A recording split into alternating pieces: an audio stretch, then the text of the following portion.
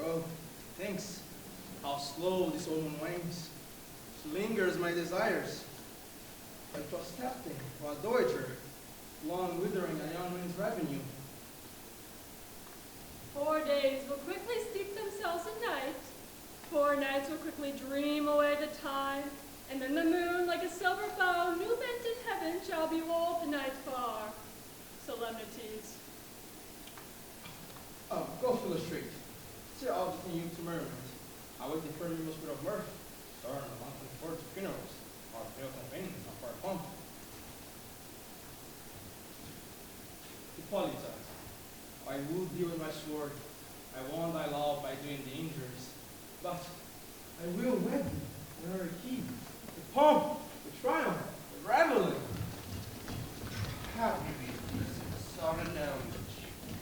Thanks, good Aegeus. What's news with thee? Full of vexation, come I with complaint against my child, my daughter Hermia. Stand forth, Demetrius, my noble lord. This man hath my consent to marry her. Stand forth, Lysander, and my gracious duke. This man hath bewitched the bosom of my child. I am, my lord. Thou, Lysander, thou hast given her rhymes and interchanged love tokens with my child. Turned her obedience, which is due to me, to stubborn harshness. And be it so, my gracious duke, that she may not, within your grace, consent to marry with Demetrius, I beg the ancient privilege of Athens. As she is mine, I may dispose of her, but shall be either to this gentleman or to her death, in accordance with our law, immediately provided in that case. What say you, Hermia?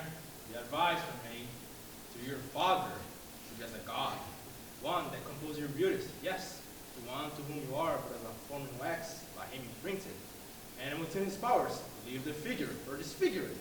Demetrius is a worthy gentleman. So is Lysander. Yes, and himself is, but in this kind of one to your father's voice, the other must be held worthier. I would my father looked but with my eyes. But your eyes must, with his judgment, look! I do entreat your grace to pardon me. I know not by what power I am made bold, nor how it may concern my modesty in such a presence here to plead my thoughts. But I beseech your grace that I may know the worst that may befall me in this case if I refuse to wed Demetrius. I prefer to die to death if I were forever set of men. Therefore, for Hermia, question your desires. Know of the youth, examine well your blood. Whether you yield not your father's choice, you can endure the delivery of a nun. For I, to be in a shady cloister mute, to live a parent sister all your life, chanting faint hymns the cold, fruitless moon. So will I grow, so live, so die, my lord, ere I will yield my virgin patent up unto his lordship, whose unwished yoke my soul consents not to give sovereignty. Take time to pause. By the next new moon, the ceiling day betwixt my love and me. For everlasting bond of fellowship, upon that day, I prepare to die for disobedience to your father's will, or else to wed Demetrius, as you would, or on Diana's altar to protest for austerity of a single life. Relent, sweet Hermia. And Lysander, yield thy crazed title to my certain rights. You have her father's love, Demetrius. Let me have Hermia's. Oh, do you marry his? Scornful Lysander, true! Yes, true, he hath my love, and what is mine, my love shall render me. And she is mine, and all my right of her I do estate unto Demetrius. I am, my lord, as well as ribbon as he, as well as possessed. My fortunes are as fairly ranked, if not with more advantage than Demetrius, and, which is more than all these boats can be, I am beloved of beauteous Hermia. Why should I not then prosecute my right? Demetrius, Allah vouch it to his head, has made love to me, dear daughter Helena. And she, sweet lady, dotes avowedly dotes in idolatry upon this spotted and inconstant man. I must confess that I have heard as much. With Demetrius, I thought I have spoke thereof. With being overful itself at first, my mind did lose it. But come, Demetrius, and come, Aegeus. You shall go with me. I have some projects calling for you both. And for you, for Hermia, look, you arm yourself to push your fences of your father's will, or else the law of entrance as well, which by by no means we may extenuate to death or to evolve single life. Come, Hippolyta. What cheer, my love? Demetrius and Aegeus, go along. I must employ some business against our neutral, and confer something that not really concern themselves. With duty and desire, we follow you.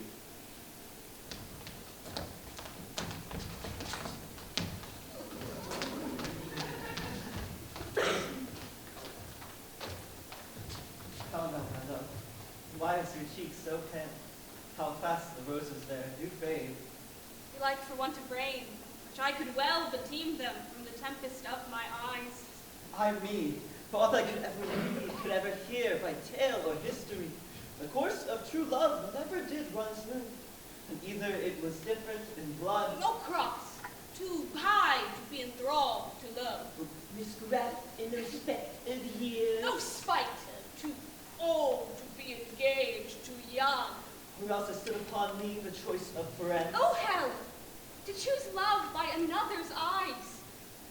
Or if there were sympathy in choice, war, death, or sickness, did lay siege to it, making it as momentary as a sound, as swift as a shadow, as short as any dream, as lightning coiled in the night sky that unfolds both heaven and earth, and man have the power to say, Behold! And the jaws of darkness do devour it up. And how quickly great things come to confusion. If then true loves have been ever crossed, it stands as an edict in destiny. Then let us teach our child patience, because it is a customary cross. As due to love as thoughts and dreams and sighs, wishes and tears, poor fancy's followers. Good persuasion. Therefore, hear me, Hermia.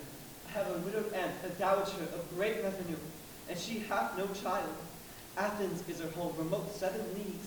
She respects me as her only son. There, gentle Hermia, may I marry thee, and to that place the sharp Athens law cannot pursue us. If thou lovest me most, then steal forth thy father's house tomorrow night, and in the woods, a league without the town. My good Lysander, I swear to thee by Cupid's strongest bow, by his best arrow with the golden head, by the simplicity of Venus's doves, by that which knitted souls and prospers love, and by that fire which burned the Carthage queen when the false Trojan under sail was seen, by all the vows that ever men have broke, in number more than ever woman spoke. In that same place thou hast appointed me. Tomorrow, truly, will I meet with thee. Keep promise, love. Look, here comes Helena. Godspeed, fair Helena. Whither away? Call you me fair? That fair again unsay? Demetrius loves your fair, oh happy fair. Your eyes are love stars, and your tongue sweet air, more tunable than a lark to shepherd's ears. When wheat is green, when hawthorn buds appear, sickness is catching it all with a favor so. Yours would I catch, fair Hermia, ere I go. My ear should catch your voice, my eye your eye. My tongue should catch your tongue's sweet melody. Were the world mine, Demetrius, being made of the rest, I give to be to you, translated. Oh, teach me how you look and with what art you sway the motion of Demetrius's heart. I frowned upon him, yet he loves me still. Oh, that your frowns would teach my smiles such skill. I give him curses, yet he gives me love. Oh, that my prayers could such affection move. The more I hate, the more he follows me. The more I loved, the more he hated me. His folly, Helena, is no fault of mine. None but your beauty, or that fault in your mind. Take comfort. He no more shall see my face. My Lysander and myself will fly this place. Before the time I did Lysander see, seemed Athens as a paradise to me. Oh, then, what graces in my love do dwell, that he hath turned a heaven unto a hell. Helena, tomorrow night our minds will unfold, when Phoebe doth behold her silver vastitude, watery pearls decked in bladed liquid grass, a time when lovers' flight does still conceal, through Athens' gate we have devised to steal. In the woods were often you and I, upon faint primrose counsel sweet. There, my Lysander and myself shall meet. And thence from Athens turn away our eyes to seek new friends and stranger companies. Farewell, sweet playfellow. Pray thou for us, and good luck grant thee, thy Demetrius. Keep word, Lysander. We must starve our sight from lovers' food tomorrow, deep midnight. I will, my Hermia. Helena, adieu. On to him, Demetrius, come on to you.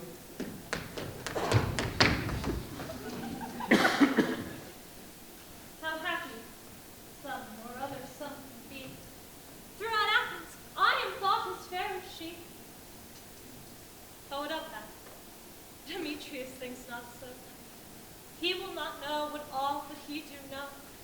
And as he errs, doting on Hermia's eyes, so I, admiring of his qualities, thinks base and vile, holding no quantity. Love can transpose to form and dignity. Love looks not with the eyes, but with the mind, and therefore is winged Cupid painted blind, nor hath love's mind of any judgment taste, wings and no eyes, figure unheedy haste, and therefore is love said to be a child. In his choice he is so oft beguiled, as waggish boys in game themselves forswear, so the boy love is perjured everywhere. For ere Demetrius looked on her his eye, he hailed down oaths and he was only mine. And when this hail some heat from her you felt, so he dissolved, and showers of oaths did melt.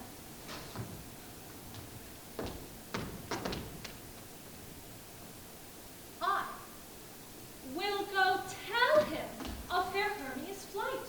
Then to the wood will he tomorrow night pursue her. And for this intelligence, if I have thanks, it is a dear expense. But herein mean I to enrich my pain, to have the sight thither and back again.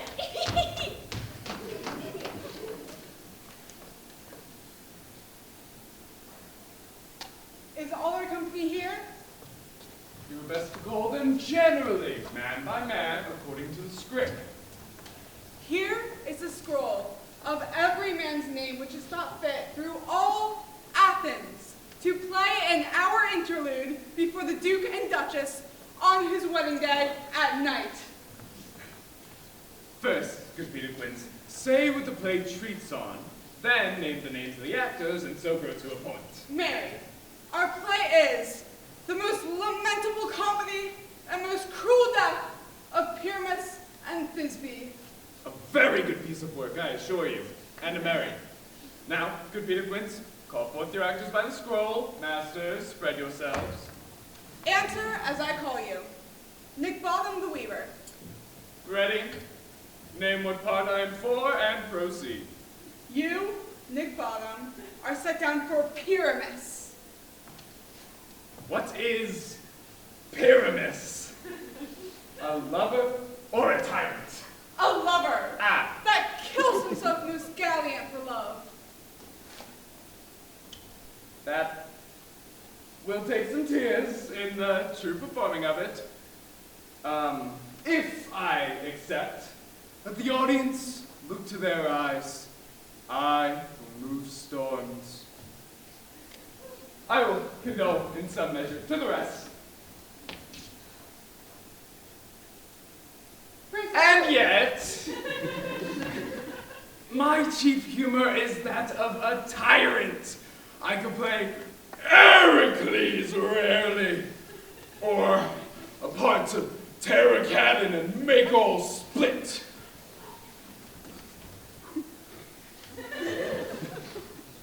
The raging rocks, the shivering shocks that break the locks of prison gates.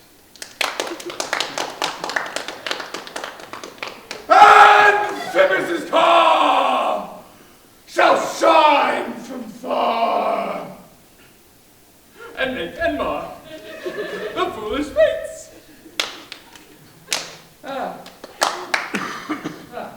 That was lofty.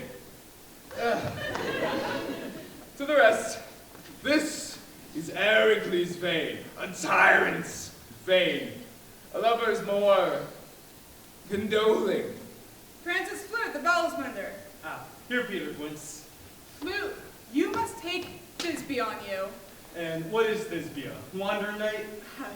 It is the lady that Pyramus must love. Nay, faith, let me not play a woman. I have a beard coming.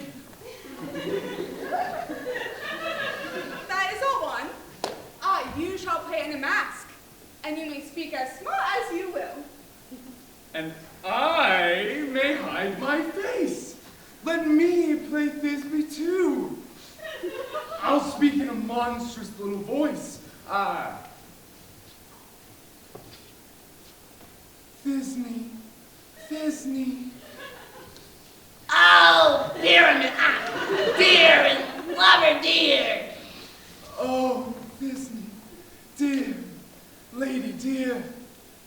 No, no, you must play Pyramus, and Flute you Thisbe.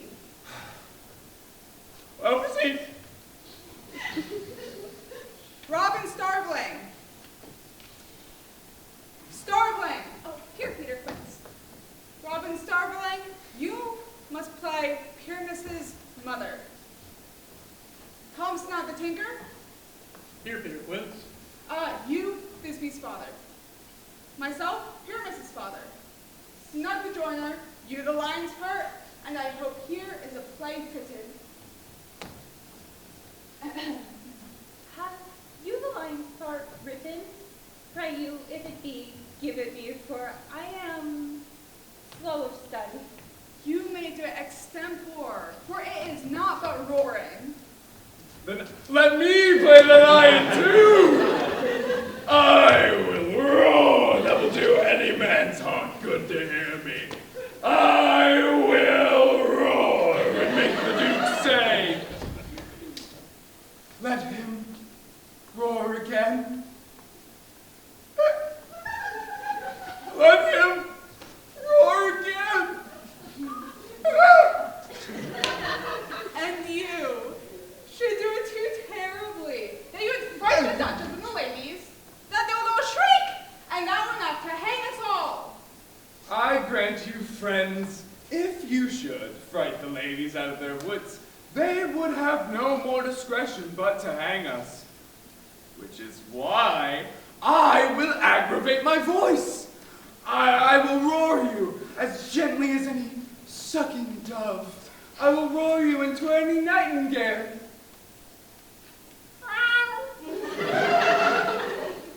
You may play no part but Pyramus, for Pyramus is a sweet-faced man, a proper man, as one shall see on a summer's day, a most lovely, gentleman-like man.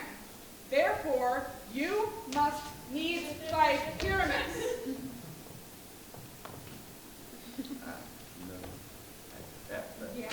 Damn it. I will undertake it. Masters, I am to entreat you, request you, and desire you to calm down by tomorrow night and meet me in the Palace Wood, a mile without the town, by moonlight. There will we rehearse. For if we meet in the city, we shall be dogged with company and our device unknown. In the meantime, I will drop a bill of properties such as our play wants. I pray you, fail me not. We will meet, and there we may rehearse most obscenely and courageously. Take pains, be perfect. Adrian. At the Duke's Oak we meet. Enough. Hold and cut both strings.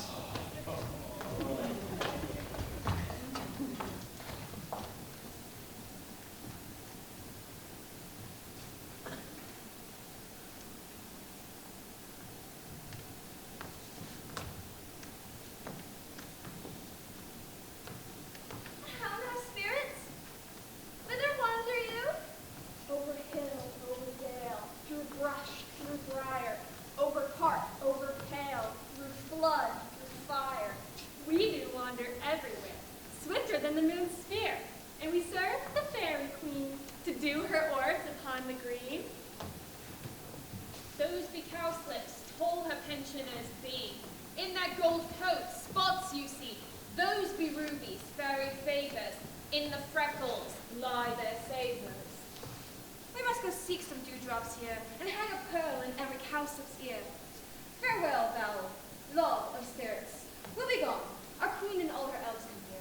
Anon. The king doth take his revels here tonight. Take heed, the queen come not within sight. For Oberon is passing fell and wrath, because that she as her attendant hath a lovely boy, stolen from an Indian king. She never had so sweet a changeling. And jealous Oberon would have this child, knight of his train to trace the forest's wild, which she, perforce, withholds this loved boy, crowns him with flowers, and makes him all her joy. And now they never meet in grove nor green, by fountains clear or spangled starlit sheen, but they do square, and all their elves for fear creep into apron cups and hide them there. Either I mistake your shape in making quite, or else you're that shrewd and knavish sprite, called Robin Goodfellow? Are not you me that frightens the maidens with villainy? Misleads night wanderers laughing at their harm, those who hobgoblin call you in sweet puck? You do their work and they shall have their work. Are not you he? Thou speakest aright. I am that merry wanderer of the night. I jest with Oberon and make him smile when I have his mind. There, Oberon, and here, mistress, we must be gone.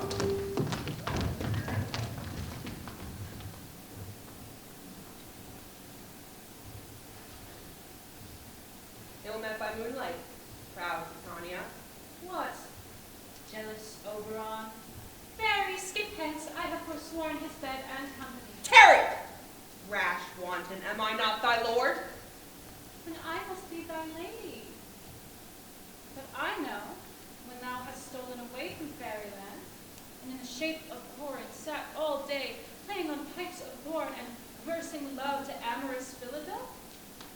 Why art thou here, but that forsooth the bouncing Amazon, your buskined mistress and your warrior love to Theseus must be wedded, and you come to give their bed joy and prosperity. How canst thou thus for shame, Titania? Glance at my credit with Hippolyta, knowing I know thy love to Theseus. These are the forgeries of jealousy. And never since the middle summer spring met we on hill, in dale, forest, or mead, by paved fountain, or by rushy brook, or in the beached margent of the sea, to dance our ringlets to the whistling wind. But with thy brawls, thou hast disturbed our sport. Therefore the winds, piping to us in vain, as in revenge, have sucked up from the sea contagious fogs, which falling in the land hath every pelting river made so proud that they have overborne their continents. The human mortals want their winter here. No night is now with hymn or carol blessed. Therefore the moon, governess of floods, pale and of her anger washes all the air that rheumatic diseases do abound. Furthest is temperature, we see. The seasons alter. Hoary-headed frosts fall in the fresh laugh of the crimson rose, and on old Heem's thin and icy crown an odorous chaplet of sweet summer buds is, as in mockery, set. Spring, summer, the childing autumn, angry winter change their wonted liveries, and the mazed world by their increase now knows not which is which. And this same progeny of evils comes from our debates, from our dissension. We are their parents, original. Do you amend it then? It lies in you. Why should Titania cross her Oberon? I do but beg a little changeling boy to be my henchman. Set your heart at rest. The fairy land buys not the child of me. His mother was a member of my order. In the spiced Indian air by night, full often had she gossiped by my side, and sat with me on Neptune's yellow sands, marking the embarked traders on the flood. We would laugh to see the sails conceive and grow big-bellied with the wanton wind. And she, with pretty and with swimming gait following, her woman rich with my young squire, to fetch me trifles and return again, as from a voyage rich with merchandise. But she, being mortal, of that boy did die. And for her sake do I rear up her boy. And for her sake I will not part with him. How long within this wood intend you stay? Perchance, till after Theseus' wedding day. If you will patiently dance in our round and see our moonlight revels, go with us. If not, shun me and I will spare your haunts. Give me that boy and I'll go with thee. Not to thy fairy kingdom. Fairies, away. We shall chide downright if I longer stay. Go thy way! Thou shalt not from this grove until I torment thee for this injury!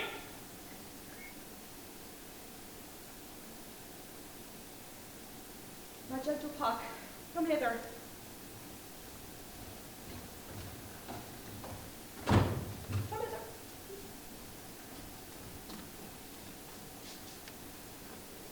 Thou rememberest, since once I sat upon a promontory, and heard a mermaid on a dolphin's back, uttering such dulcet and harmonious breath, that the rude sea grew civil at her song, and certain stars shot madly from their spheres to hear the sea maid's music? I remember. That very time I saw, but thou couldst not. Flying between the cold moon and the earth, Cupid all armed. A certain aim he took at a fair vessel throned by the west, and loosed his love shaft smartly so that it should pierce 100,000 hearts. Yet marked I where the bolt of Cupid fell.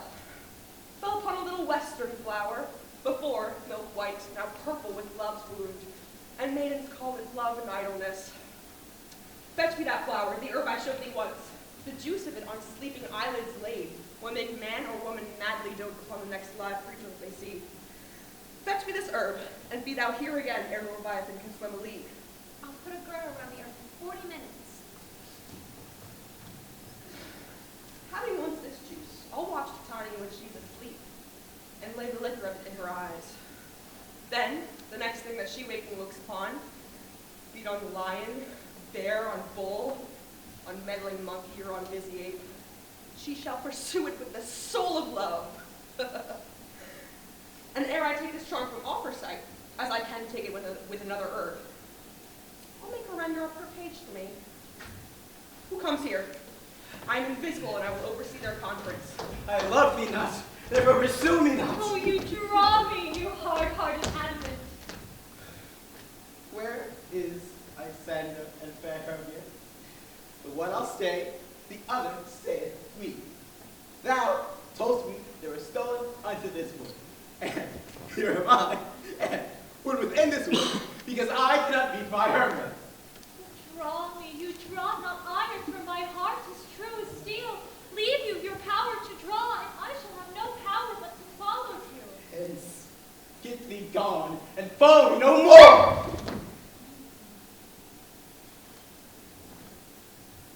Do I speak you fair? Do I treat thee well? Rather, do I not in plainest truth tell you that I do not, nor could never love you? Even for that do I love you the more. I am your Samuel and Demetrius. The more you beat me, I will fawn on you. Use me, but as your spaniel, spurn me, strike me, neglect me, lose me. Only give me leave, unworthy as I am, to follow you. What worser place can I imagine your love? You would place of high respect with me than to be used as you would use your dog. Tempt not too much the hatred of my spirit, for I am sick when you look on me. And I am sick when I look not on you. You to impeach your modesty too much, to leave the city and commit yourself into the hands of one that loves you not, to trust the opportunity of night and the ill counsel of a desert place with the rich worth of your virginity. Your virtue is my privilege, for that it is not the night when I do see your face. Therefore, I think I am not the night, nor doth this wood lack worlds of company. For you, in all respects, are all the world. Then how can it be said I am alone when the world is here to look on me?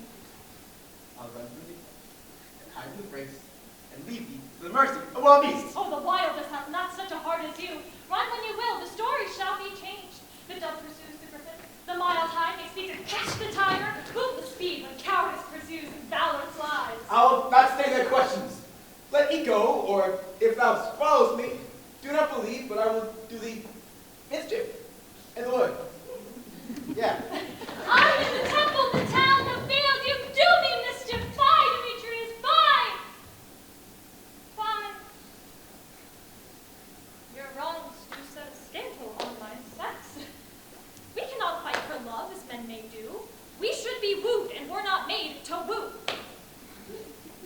I'll follow thee, and make a heaven of hell, to die upon the hand I love so well. Demetrius! Come back! Fare thee well, nymph. Ere he do leave this grove, thou shalt fly him, and he shall seek thy love. Welcome, wanderer. Hast thou the flower there? Aye, there it is.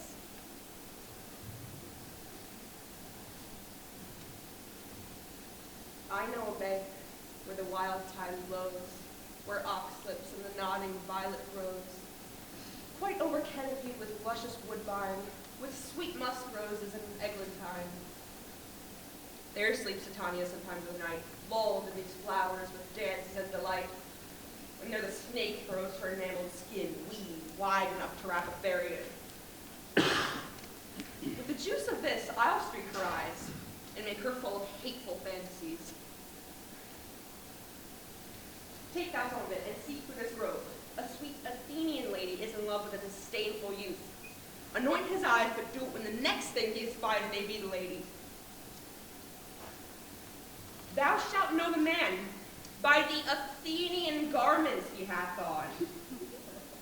Affect it with some cares, that he may prove more fond on her than she upon her love. And look thou me ere the first cock crow. Fear not, my love, your servant shall be sent.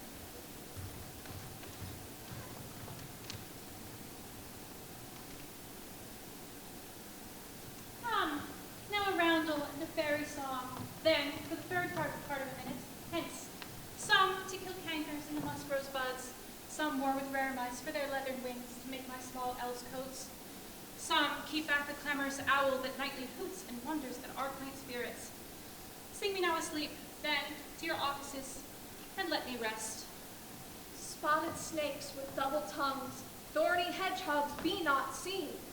Newts and blind worms do no wrong. Come not near our fairy queen. Weaving spiders come not near. Hence, you long-legged spinners. Hence, I say. Beetles black approach not near. Worm nor snail do no offense. Hence away, now all is well. One aloof stands sentinel.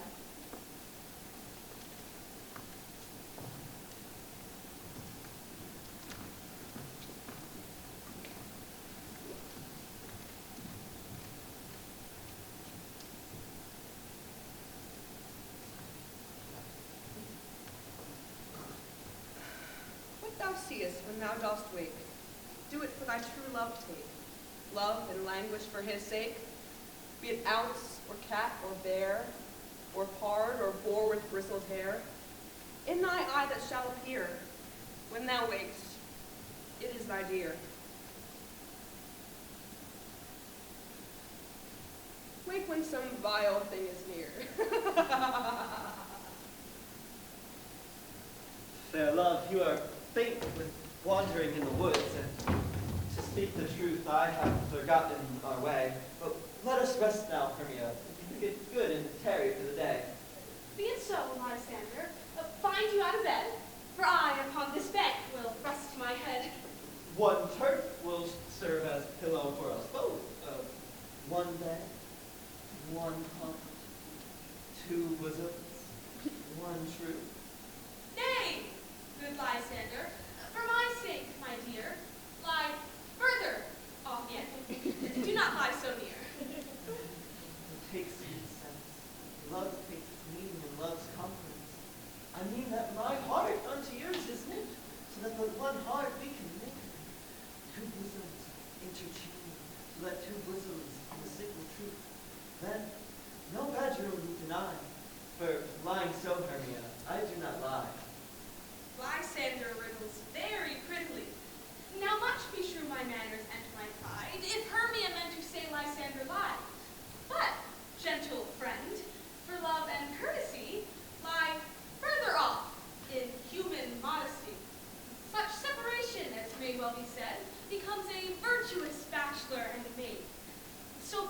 be distant.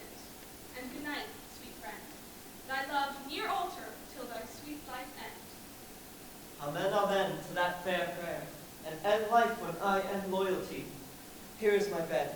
Give thee all his rest. Have that wish in which his eyes be pressed.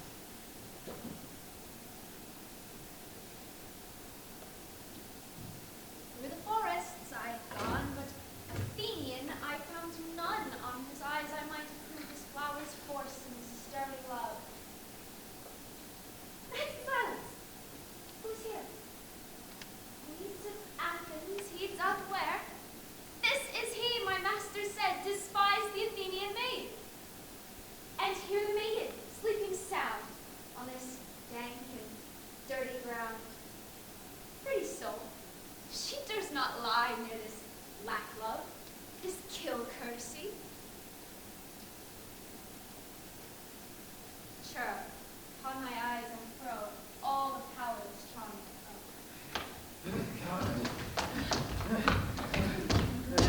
Say thou not kill me, sweet Demetrius. Charge the ends, therefore do not haunt you thus. How wilt thou darkling leave me? Do not so. Stay on thy peril. I alone will go. Oh, God. I am out of breath in this fond chase. The Lord my prayers, the lesser in my grace.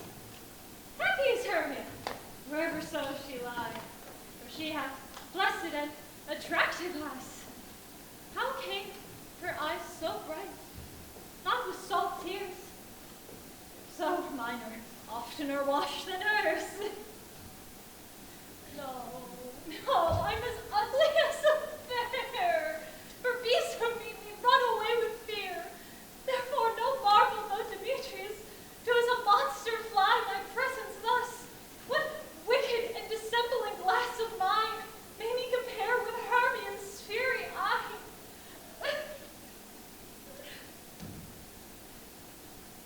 Who is here? Lysander on the ground, dead or asleep. I see no blood, no wounds. Lysander, if you live, good sir, awake. Run through fire I will for thy sake. Transparent picture stoves art that through thy bosom I can see thy heart. Oh, where is Demetrius? How fit a vile word is to die by my sword. Do not say so, Lysander. Say not so. But though he love your Hermia, Lord, what though? Yet Hermia still loves you, then be content. Content?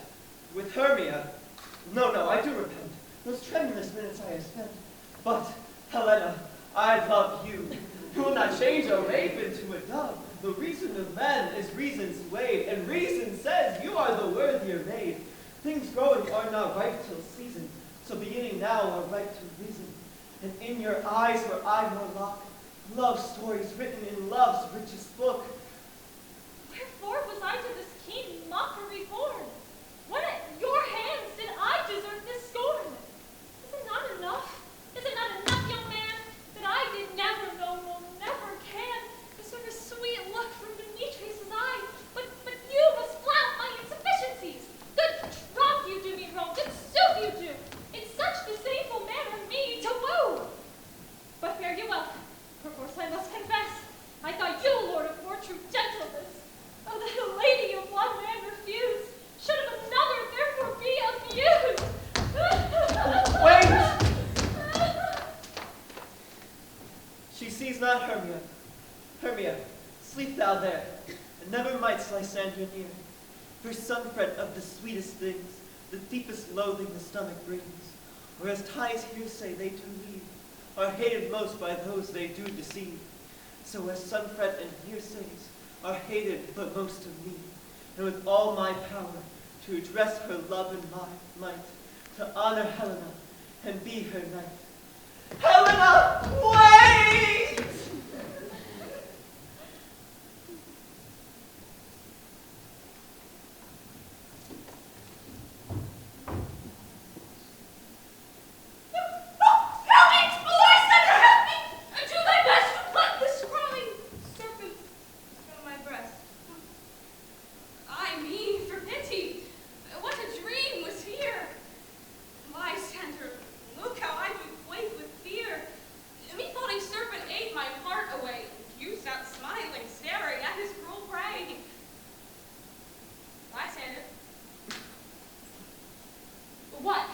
Removed?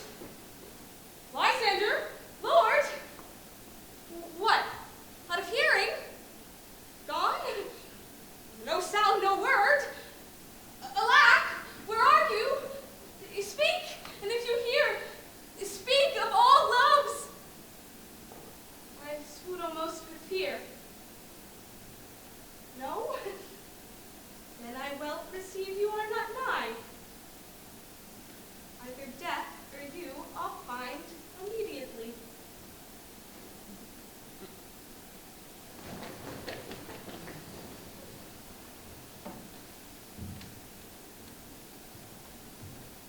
Are we all met?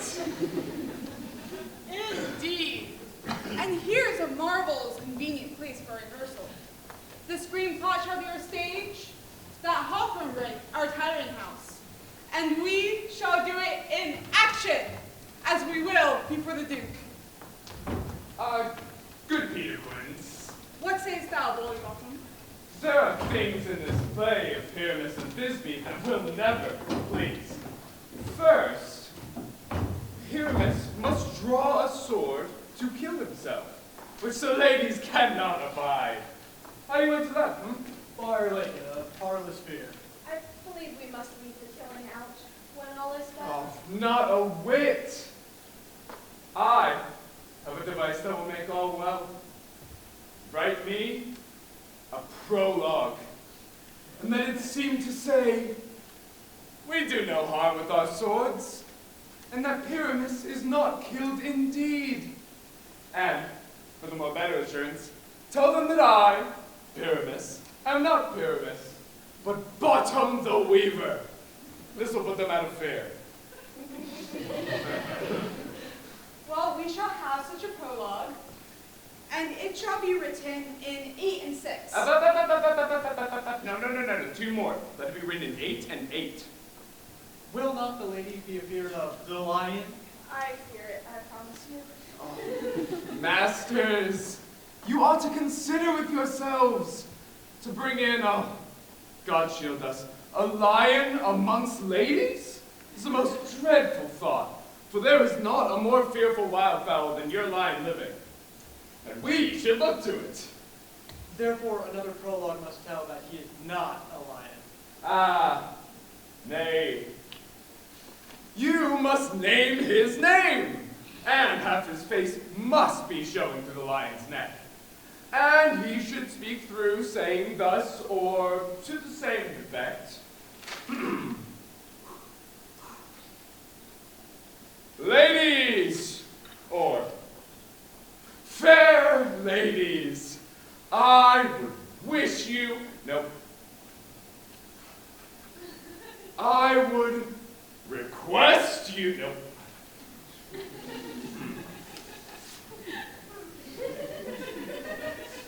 I would entreat you not to fear, not to tremble. My life for yours. If you think I come hither as a lion, it were pity of my life. Nay, I am no such thing. I am a man as other men are, and there! Let him name his name plainly and say that he is Slug the Joiner. Well, it shall be so. But there is 2 hard things. That is to bring moonlight into a chamber. For, as you know, Pyramus and Thisbe do meet by moonlight. Doth the moon shine the night we play our play? A calendar! Someone get an almanac. Find out moonshine. Find out moonshine. Yes, it doth shine that night. Ah, then we may leave a casement of the great chamber window, where we perform, open, and the moonlight may shine in through the casement. I, or else one, must come in with a bush of thorns and a lantern, and say he comes to this figure, or to present the person of moonshine. Then there's another thing. We must have a wall in the great chamber, for Pyramus and Thisbe, says the story, did talk through the whole of a wall. You could never bring in a wall. How say that? that, Bottom? Some man or other must present wall, and let him have some plaster, or some loam, or some rough cast about him to signify wall. Or let him spread his fingers thus, and through that cranny shall Pyramus and Thisbe whisper, whisper, whisper, Well, whisper. it shall be so. Now, masters, sit down and rehearse your parts. Pyramus, you begin. When you have spoken your speech, enter into that break, and so everyone according to his cue.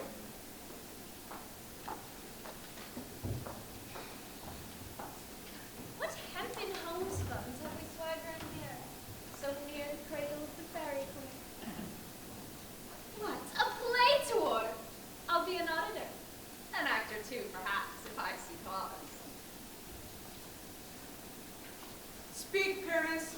Thisbe, stand forth.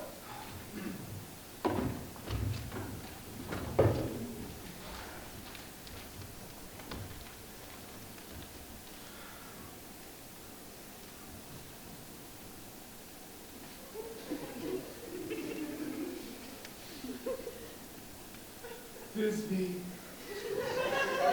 the flowers of odious savor sweet. Odors! Odors!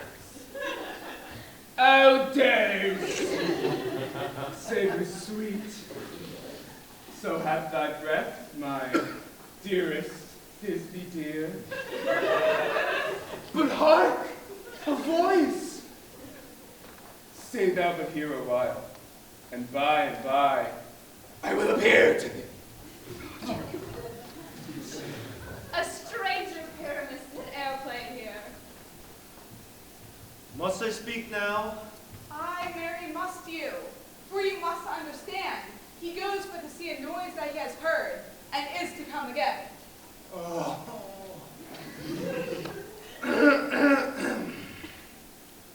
Most fair Pyramus, most lily white of hue, of color like the red rose on triumphant lyre, most frisky juvenile and ink most lovely Jew, as truest horse that you would never tire.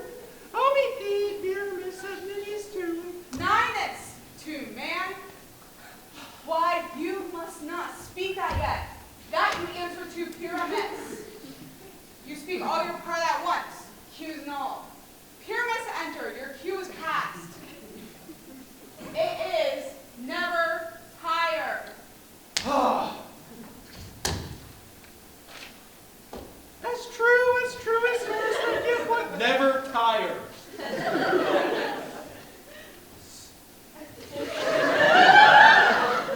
If I were fair, fair Thisbe, then I were only thine.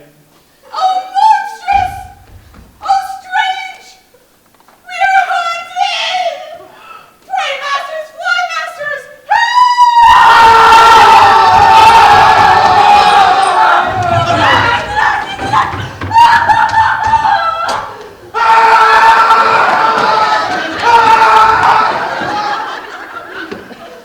I'll follow you. I'll lead you about around, through bog, through bush, through brake, through briar.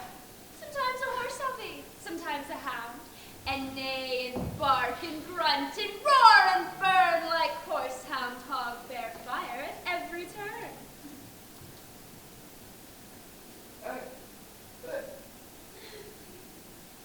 Why does it run away? This is knavery of them to make me afeard. Oh, Bottom! What do I see on thee? Thou art just changed! What do you see? I see us heading wrong, do you?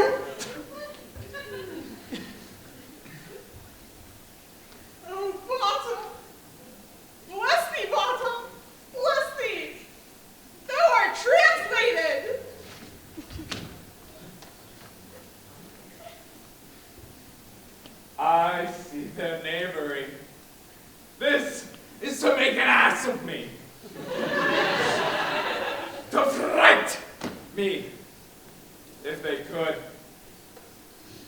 No, I will not stir from this place. Do what thou wilt. Nay, I will walk up and down here, and I will sing, so they shall know that I am not afraid.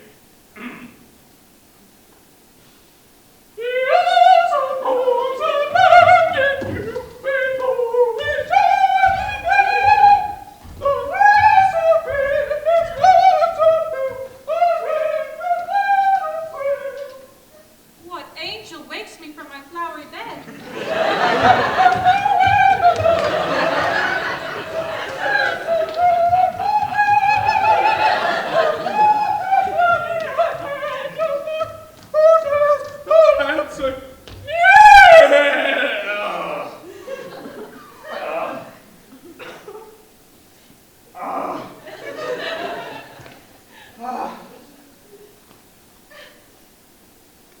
Who would give a bird so foolish a lie? Who would give a bird the lie, though he cry cuckoo? Oh, never so. I pray thee, gentle mortal, Ah! sing again. Mine ear is much enamored to thy note, so is mine eye, enthralled to thy shape, and thy fair virtue's force doth move me on the first view to say, to swear, I love thee. Methinks, mistress, you should have little reason for that.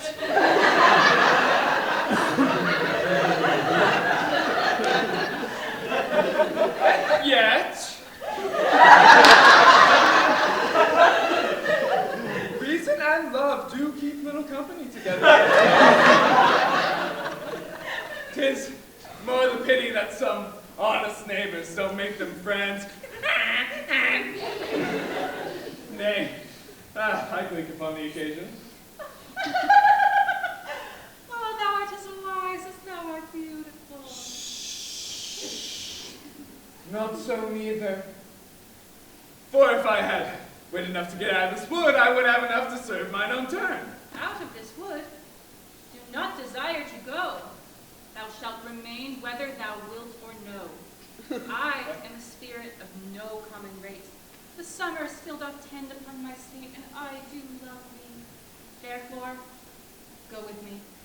I'll give thee fairies to attend on thee, and they shall fetch thee jewels of the deep, and sing while thou on blessed flowers dost sleep. And I will purge thy mortal grossness so that thou shalt like an airy spirit go. Peas blossom, cobweb, bog, and mustard seed. Ready. And I. And I. And I. Where shall we go? Be kind and courteous to this gentleman. Hop in his walks and gambol in his eyes. Feed him with apricots and dewberries, purple grapes, green figs, and mulberries. The honey bags steal from the humble bees, and for night tapers crop their waxen thighs, and light them with fiery glowworms' eyes, to have my love to bed and to arise, and pluck the wings from painted butterflies, to fan the moonbeams from his sleeping eyes. Nod to him, elves, and do him courtesies. Hail, mortal. Hail. Hail, hail. I cry your worship's mercy. Heartily. I beseech your worship's name. Cobweb. Ah, cobweb. I shall desire more acquaintance of you. If I shall cut my finger, I shall make bold with you. And your name? Peas blossom. Ah, Peas Blossom. Commend me to Mistress Squash, your mother, and to Master Peas God, your father. I shall desire you of more acquaintance. And you, I beseech you. Mustard seed. Ah, mustard seed! I know your patience well. That same cowardly, giant-like ox beef hath devoured many a gentleman from your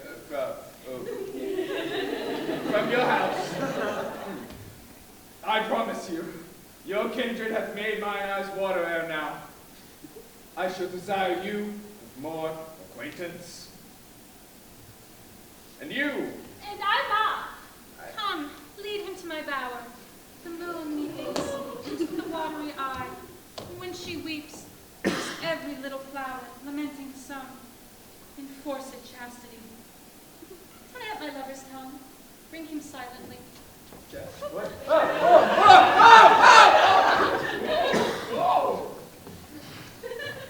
I wonder if Tony would be awake. Then what it was that next came in her eye, which she must dote on in extremity. Here comes my messenger. How now, mad spirit, what night will now about the tawny grove?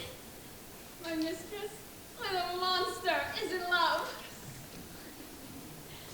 Near to her close and consecrated vow, while she was in her dull and sleeping hour, a crew of patches, rude mechanicals who worked for bread upon Athenian stalls, were met together to rehearse a play intended for the great Theseus' nuptial day. The shallowest, thick-skinned of this barren sort, who Pyramus presented in their sport, forsook his scene and entered in the break. And I did him a disadvantage take. An ass's knoll I fixed on his head. Anon, his Thisbe must be answered, and forth my mimic comes. When him they spies, wild geese at the creeping fowler eye, or russet-painted shops, many in sort, rising and clawing with the gun's report, sever themselves and madly sweep the sky. So at his sight, away his fellows fly. And at our stamps here o'er and o'er one falls, he murder cries, from Athens calls. Their sense thus weak, lost with fears thus strong, made senseless things begin to do them wrong. For briars and thorns at their apparel snatch, some sleeves, some hats, from mules all things catch. I led them on in this distracted fear, and left sweet Pyramus translated there. And in that moment, so it came to pass, Titania awaked, and straightway loved an ass!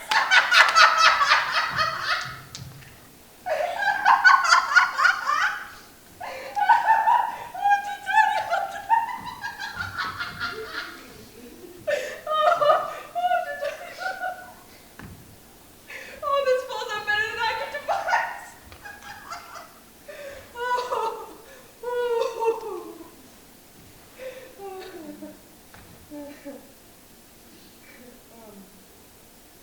Hast thou yet lashed the Athenians' eyes to love you, as I bid thee do?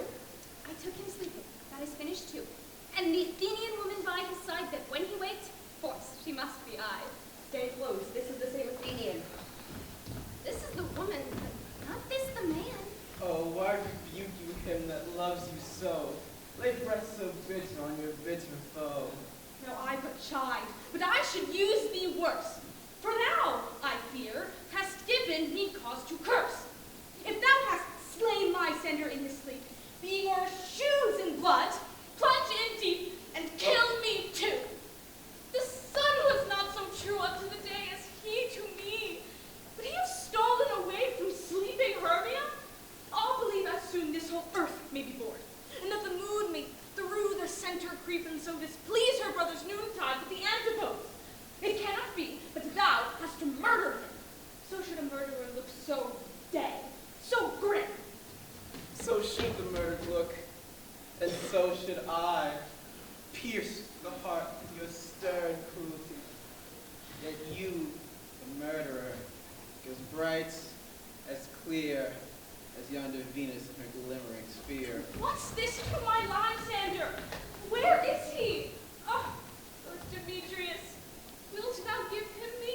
I'd rather give his carcass to my hound. Oh, outdog! Outcur! Thou drivest me past the bounds of maiden's patience. Hast thou slain him then? Henceforth be never numbered among men. Oh, once tell true even for my sake. Durst thou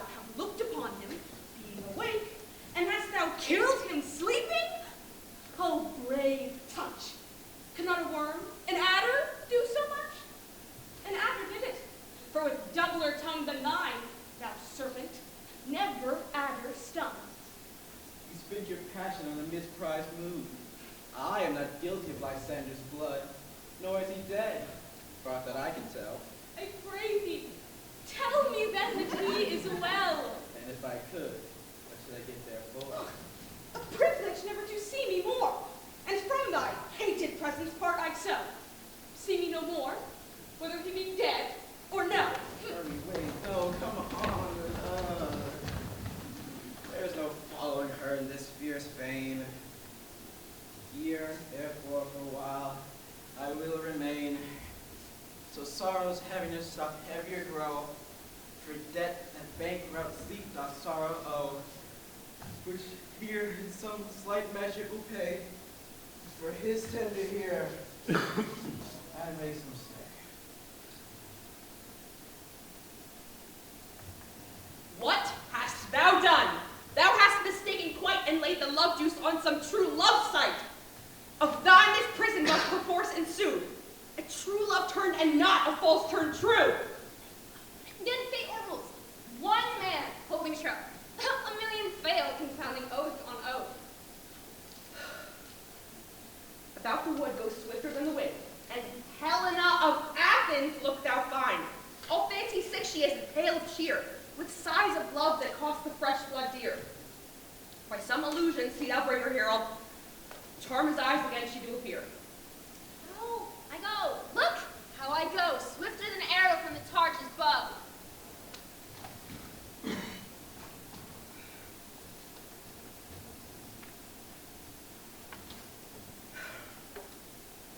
Flower of this purple dye, hit with Cupid's archery, sink an apple of his eye.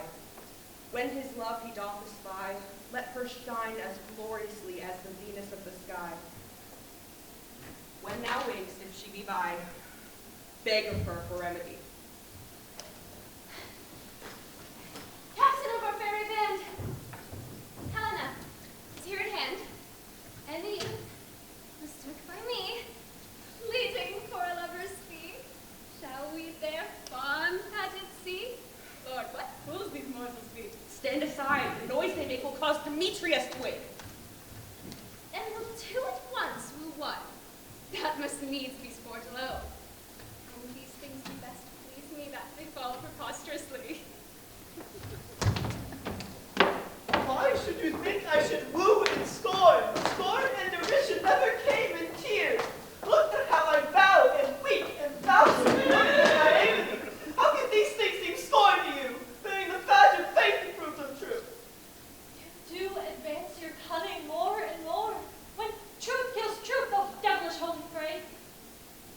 These vows are Hermion's. Will you give her o'er? Weigh oath with oath, and you will nothing weigh.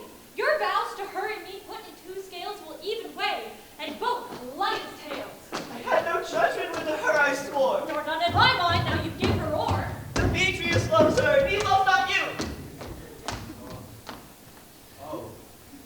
Oh, Helen. Oh, goddess, perfect, nymph, divine. To what, my love, shall I compare thine eye? Crystal is muddy. Oh, how ripe in show. Thy lips, those kissing cherries, tempting grow. A pure, congealed white hide tore snow.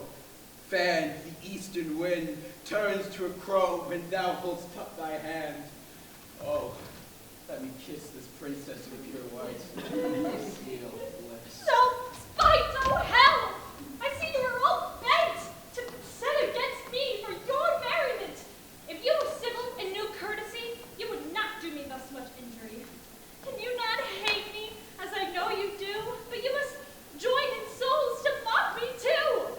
If you were men, as men you are in show, you would not use a gentle lady so. To vow and swear and superpraise my parts, when I am sure you hate me with your hearts, and you both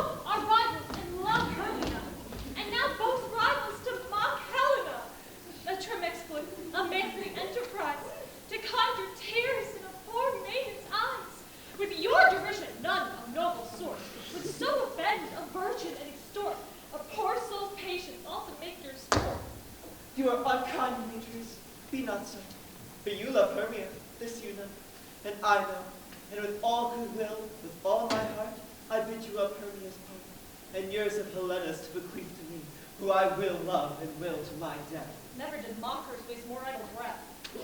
Lysander, keep thy Hermia. I will none.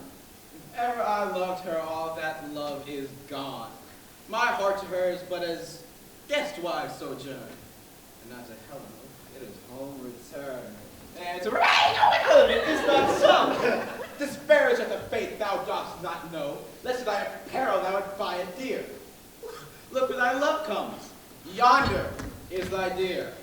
Lysander! Oh, thank goodness! Lysander! Dark night, that from the eye dysfunction takes. The ear, more quick of apprehension makes. Wherein it doth impair seeing sense, it is the hearing, double recompense. Thou art not by mine eye, Lysander, bound. Mine ear, I thank it, brought me to thy sound. But why unkindly didst thou leave me so?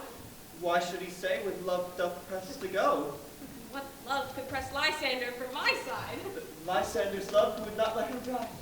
Helena, for more in gales tonight than all ye berries owes. Why dost thou seeketh me? Is not this known so? The hate I bear for thee made me leave thee so. Oh, you speak not as you think. It cannot be. Lo, she is one of this confederacy, and now I perceive they've conjoined all three to fashion this false sport in spite of me. Have you conspired?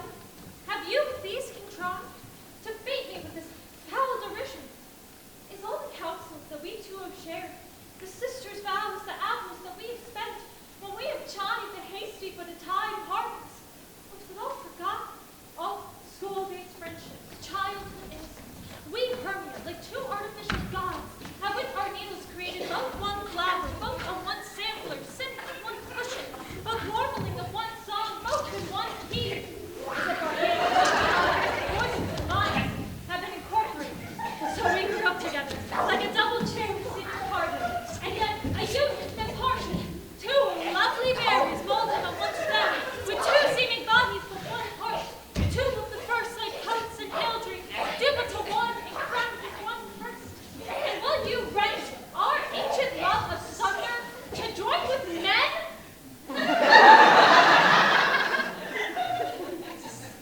Men in scorning your friend?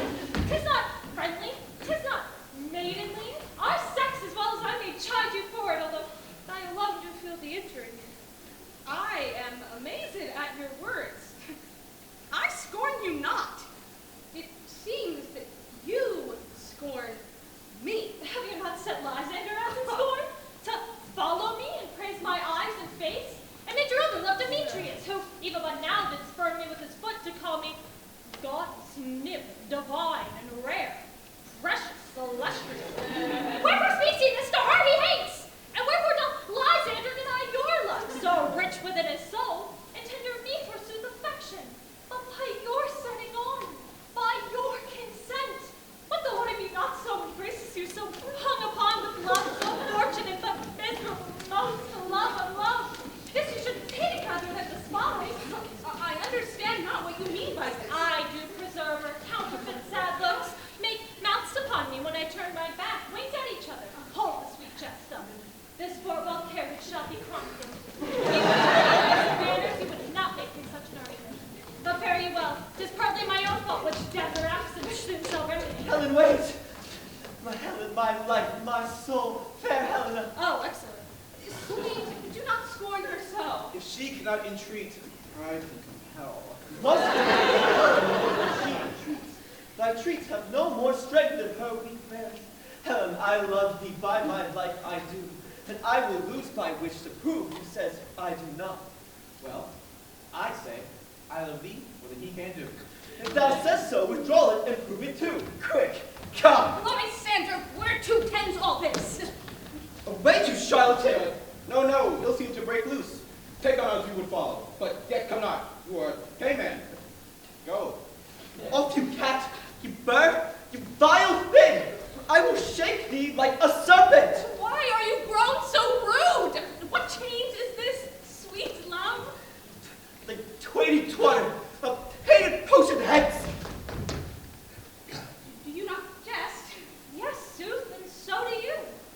Demetrius, I will keep my word with thee. And when I had your bond, for every single week bond holds you.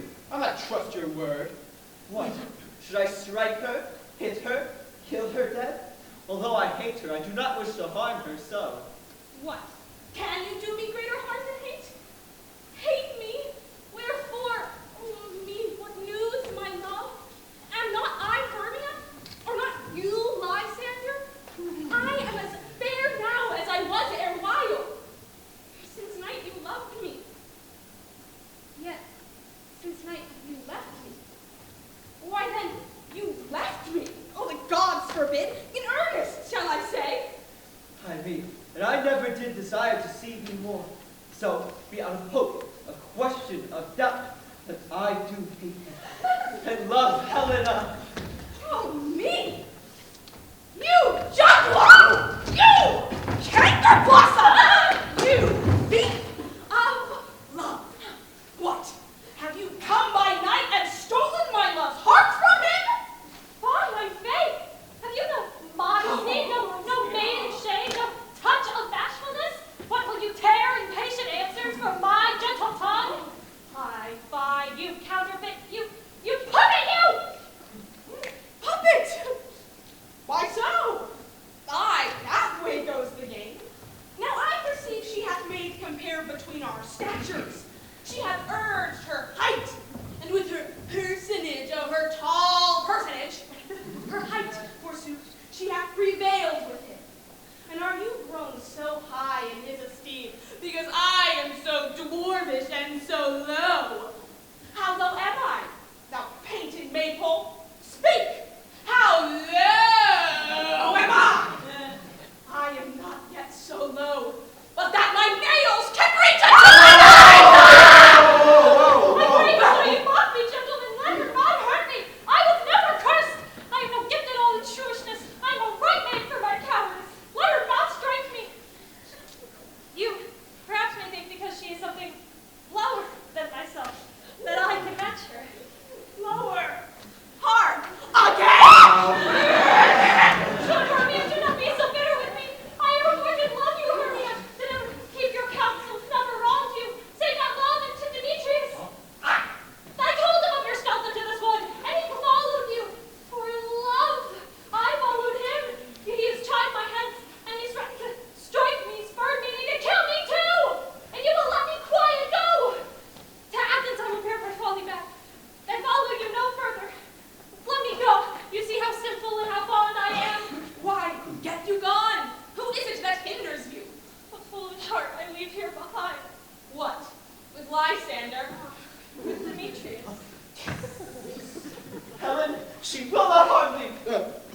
No, sir, she shall not. But you take her part. Oh, when she is angry, she is keen and shrewd. She was a vixen when we went to school, and though she be little, she be fierce. Little again! Nothing but low and little. Why will you suffer her to flout me thus? Let me come to her! Begone, you dwarf, you menacing, not grass, you feed your acorns. You are too officious in her behalf that scorns her services. Let her alone. Speak not of Helena, take not her part. For if thou never show a little show of love to her, thou shalt divide it. She holds me not. Now follow to see who's right of thine or mine, is right in Helena's love. Follow? Nay, I'll go with thee. Cheek by jowl. You, mistress, all this coil is long of you. Nay, go not back. I will not trust you. I no longer stay in your cursed company. Your hands and mine are quicker for a fray. But my legs are longer though to run away.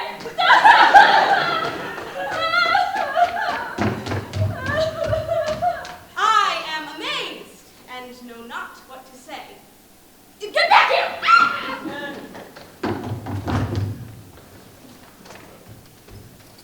This is thy negligence. Still thou mistakest, or else committest thy knaveries willfully. Believe me, King of Shadows, I mistook. Did you not tell me that I should know the man by the Athenian garments that he had on? And so far blameless proves my enterprise.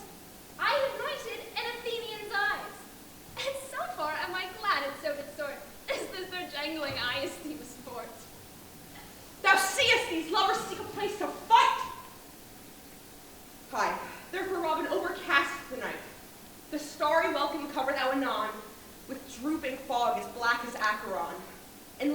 testy rivals so astray, so as not to come within another's way. Like to Lysander sometime, frame thy tongue, then stir Demetrius up with bitter wrong. Then sometime rail thou like Demetrius, and from each other look thou lead them thus, till o'er their brows death counterfeiting sleep with bleeding legs and batty wings doth creep. Then crush this herb into Lysander's eyes, whose liquor hath this virtuous property to take from thence all error with his might, and make his eyeballs roll with wonted sight.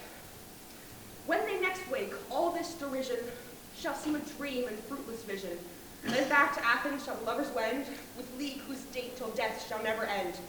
Whilst I in this affair do thee employ, I'll to my queen and beg her Indian boy. Then I will her charm and I release from monsters' view, and all things shall be peace.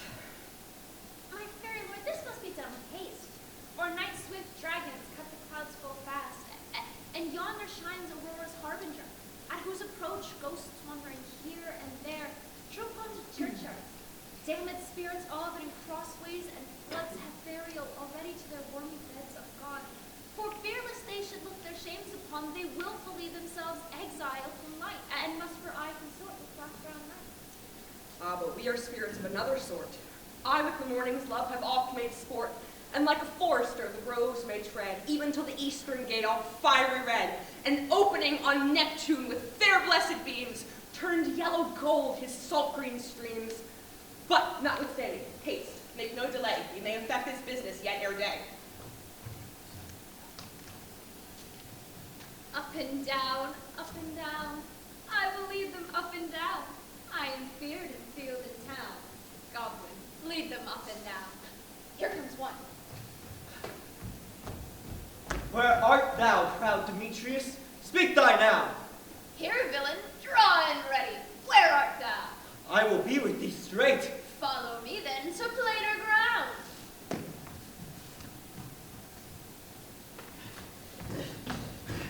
Lysander, speak again!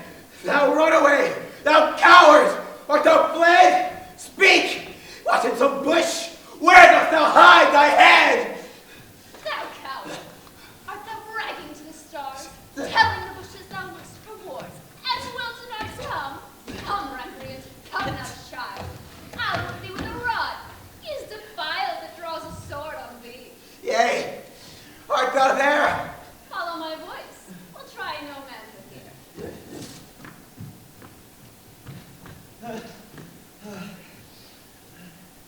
I go where he jest, he is gone.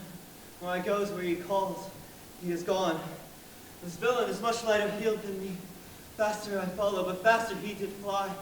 And now I have fallen in a dark and uneven way. And here I will rest. Come thou, gentle day. For if thou show me thy great light, I'll find Demetrius and revenge this spite. Oh, coward! Why comest thou not? Abide me, if thou darest. Well I wot, thou runnest before me, shifting every place, and darest not stand, nor look me in the face. Where art thou now? Come hither. I am here. Nay then, thou mockest me.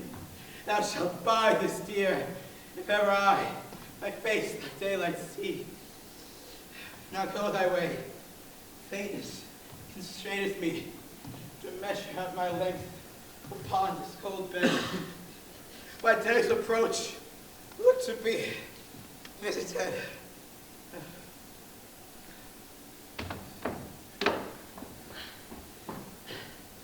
Oh, weary night, oh, long and tedious night. Abate thy hours, shine comforts from the east, that I may back to Athens from these that my poor company has. And sleep that sometimes shuts up sorrow's eyes. Feel me a while from my own company. Yet but three. Come one more, and two of both kinds makes up four. Here she comes, cursed and sad. Cupid is a knavish lad, thus to make poor females mad.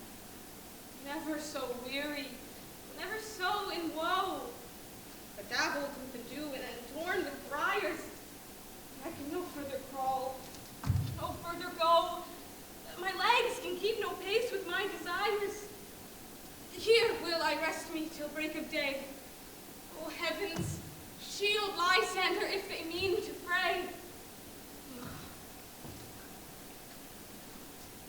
On the ground, sleep sound. I'll apply to your eye gentle lover's remedy.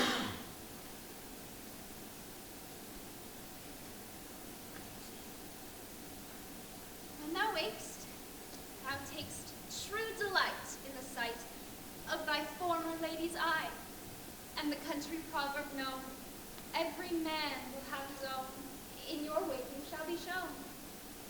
Jack shall have Jill, naught shall go ill. The man will have his mare again, and all will be well.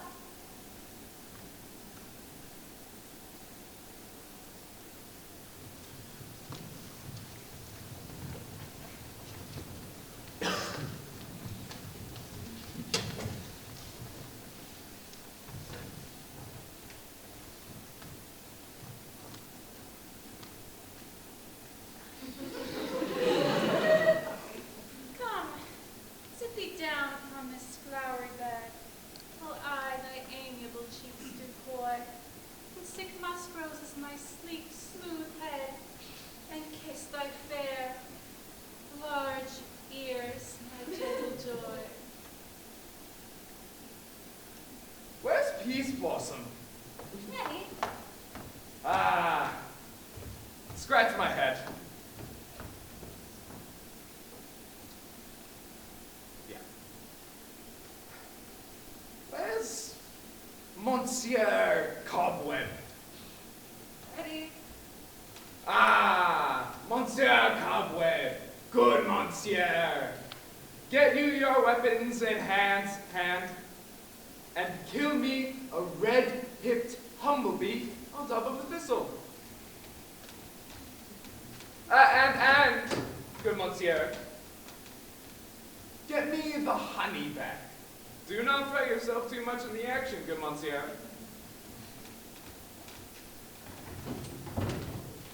Oh, and, good Monsieur. Do take pains that the honey bag break not. I would loathe to see you overflown in a honey bag, Signor.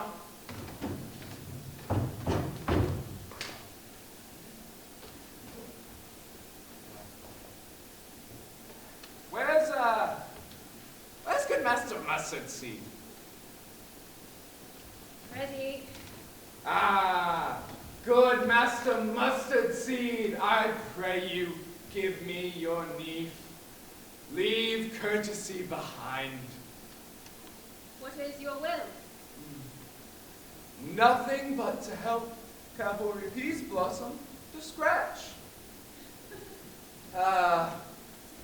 I must to a barber's soon, for methinks I'm a model's hairy about the face. And I am such a tender ass. If my hair do but tickle me, I must scratch. And, where's Monsieur Moth? Here! What would you wish?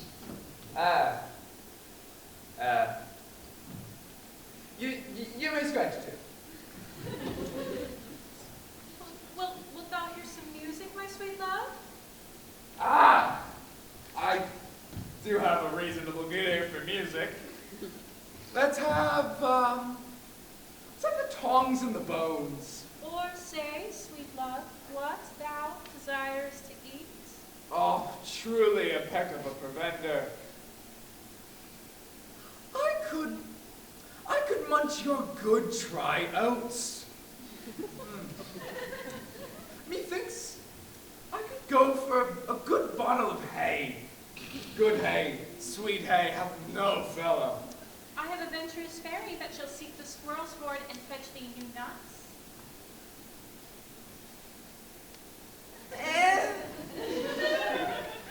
I'd rather have a handful handful or two of dried peas. But let not your people stir me, for I have an exposition of sleep come upon me. Sleep thou, and I will wind thee in my arms. Fairies, be gone, and be always away. So doth the woodbine the sweet honeysuckle gently entwists. Female ivy so enrings the barky fingers of the elms. How I love thee, how I dote on thee.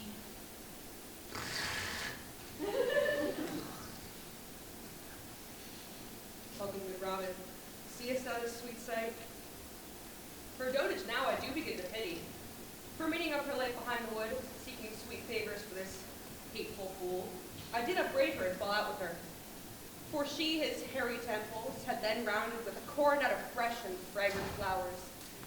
And that same dew, which sometime on the bud was wont to swell like round and orient pearls, now stood within the pretty Floriette's eyes like tears that did their own disgrace bewail.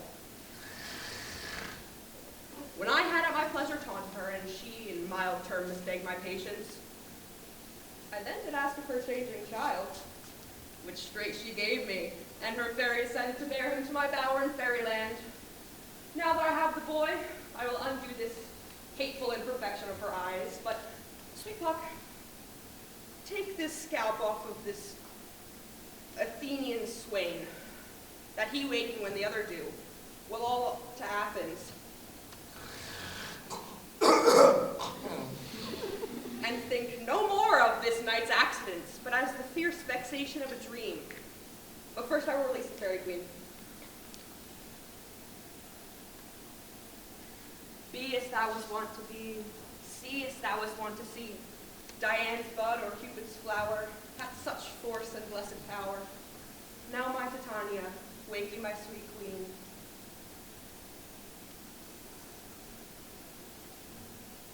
My Oberon, what visions have I seen?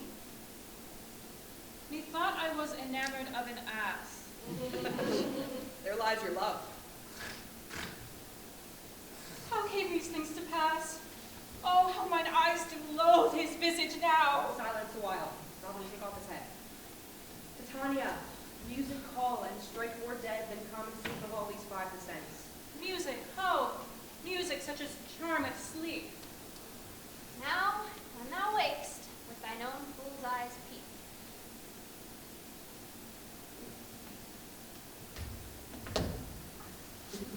Now thou and I are new in amity, and will tomorrow midnight solemnly dance in Duke Theseus' house triumphantly, and bless it to all fair prosperity.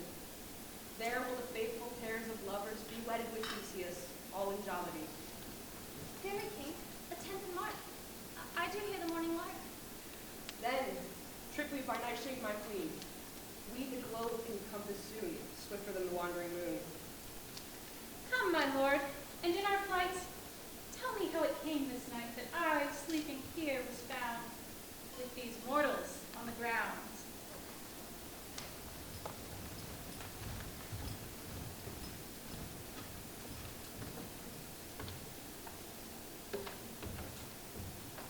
Go, one of you, find the forester. And now, since you have devoured the day, my lord shall hear the music on my hands. Uncouple in the western valley, let them go. Dispatch, I say! We will, fair queen, to the mountain's top, and mark musical confusion of hounds and echoing conjunction. I was with Hercules and Cadmus once in a little Crete. They bathed the bear with hounds of Sparta. Never have I heard such gallant chiding, for besides the grove, the sky, the fountain, all seemed one mutual cry. Never have I heard such musical discord, such sweet thunder. My hounds are better Spartan kind, so few, so scented, with ears that sweep over the morning dew, crook, kneed, and dewlap, like the sun's bulls. It's not in person, but with mouth like bells, each under each, a cry while so tunable as never alloyed to. In Crete, in Sparta, nor in Thessaly, judge when you hear it. What's up? What names are these? My lord, this is my daughter, here asleep. Yes, I Lysander is, and this Demetrius is, and this Helena, old Nether's Helena. I wonder if they're big here together. No doubt, the result brought us to observe the widow Mary. And hearing of our intent, came here, in grace of our solemnity. But tell me, Jesus, is this not the day Kreider should give answer of her choice? It is, my lord. Go, beat the huntsmen. I'll wake them with their horns. No. You know our friends, and my thanks best. Being is good, but to couple now. Pardon, my lord. I pray you all, stand up. I know you two are rival enemies. How come this gentle concord, that jealousy so far from hatred, to sleep by hate, and fear no enmity? My lord, I will reply amazingly, half awake, half sleeping, yet I cannot truly say how we came here. Yet, if I were to speak true, my intent came here with Hermia. My intent was to flee Athens, to escape the sharp Athens law. Enough, my lord, you have enough. I think the law upon its head. They would have stolen away. They would, Demetrius, thereby to have defeated you and me, you of your wife, and me of my consent, that she should be your wife. My lord, fair Helen told me of herself, of this their purpose hither to this wood. And I, in fury, hither followed them, fair Helena in fancy following me. But, my lord, I walk not by what power, but by the power it is. My love to Hermia melted as the snow, seems to me now as the God idleness that I did dote upon in my childhood. And all the faith, all the virtue of my heart, all the object of the pleasure of mine eye, is only power. Was I betrothed ere I saw Hermia, but like a sickness did I loathe this food. No. Oh, no, you're good. As in health, come to my natural taste. Now I do wish it, love it, long for it, and will forevermore be true to it. Well, lovers, we are fortunately met. Of this discourse, we will hear Aegeus, I will overview you well. And now, since the morning is something worn, our purpose hunting shall be set aside. For in the temple by with us, this couple shall be eternally knit. Away to Athens with us, and 3 and 3 we hold a feast in great solemnity. Come, Hippolyta.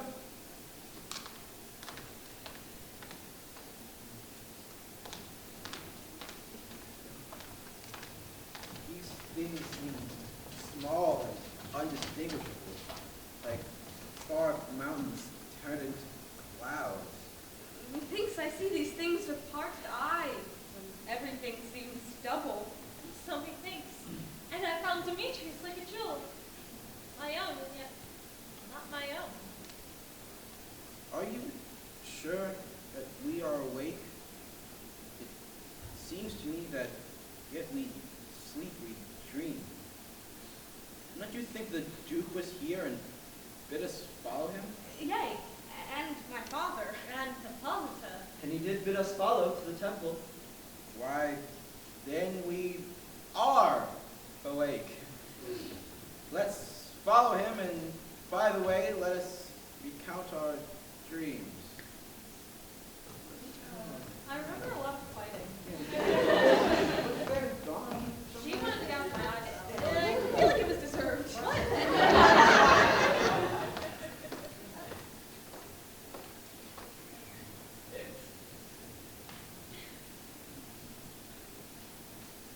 When my cue comes, call me and I'll answer. My next is most fair Pyramus. I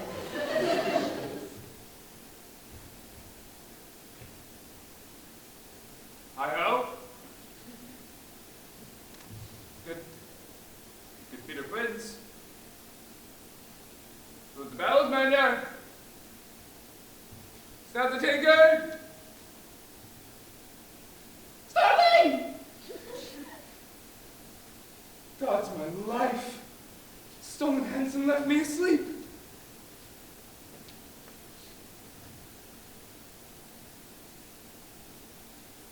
I have had a most rare vision.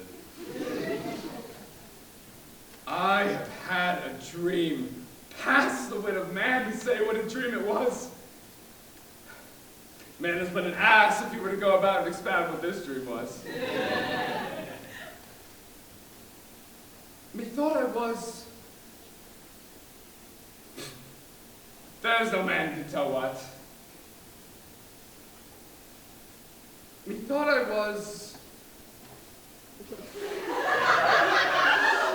And methought I had...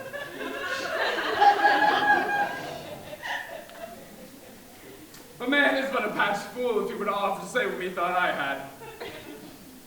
The eye of man hath not heard. The ear of man hath not seen. Man's hand unable to taste, nor a tongue to conceive, nor a heart to report what my dream was. I shall have Peter Quince write a ballad of this dream. It shall be called Bottom's Dream, for it hath no bottom. And I shall sing it at the latter end of a play in front of the Duke. Peradventure to make him more gracious, I shall sing it at his death.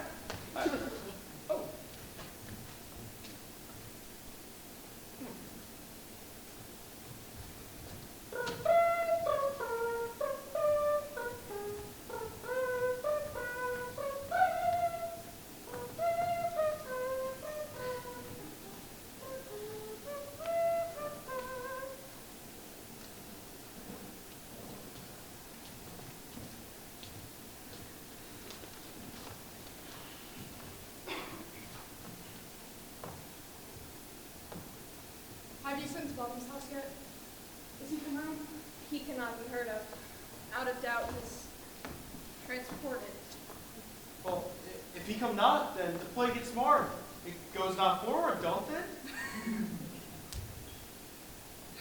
It is not possible.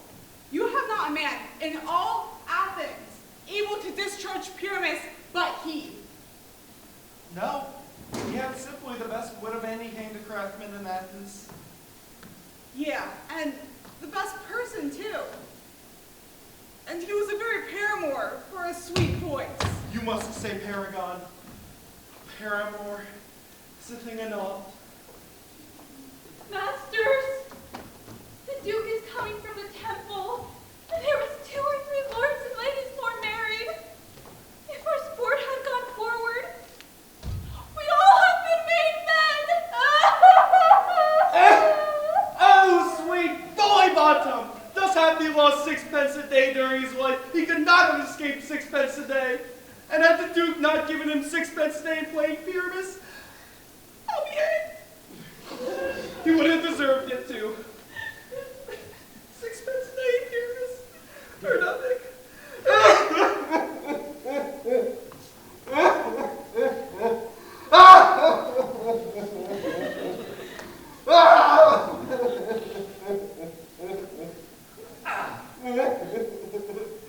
Where are these lads?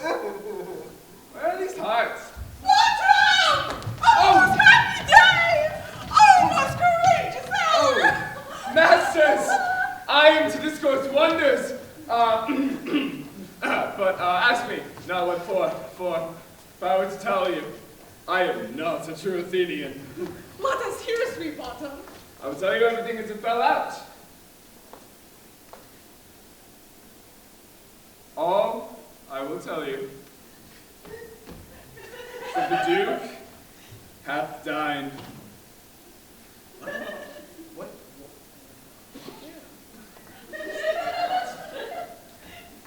And get your apparel together. Good strings to your beards, good ribbons to your pumps, and everyone meet presently at the palace. Every man will go over his part, for the long and the short of it is, our play is preferred.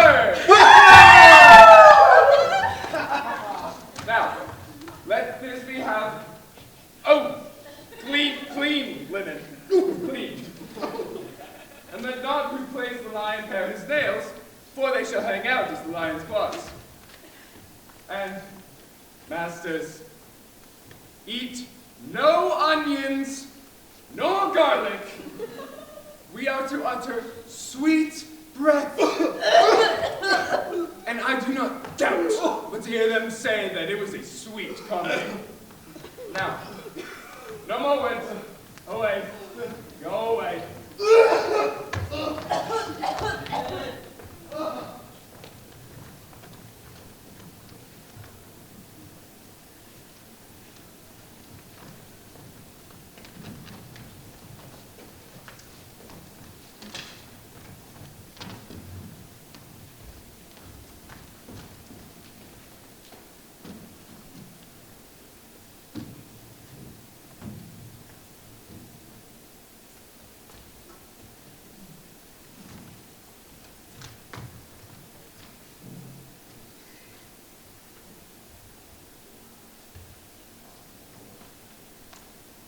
Strange, my Theseus, that which these lovers speak of.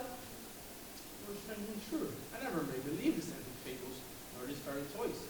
Lovers and mad men have such sitting brains, such shaping fantasies, more than could have ever comprehend. The lunatic, the lover, and the poet are compact of imagination.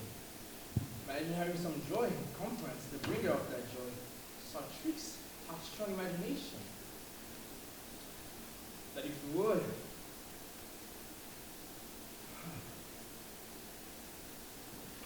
But all the story of the night told over, and all their minds so transfigured together, more witnesses fancy's images, and grows as something of great constancy, but howsoever strange and admirable.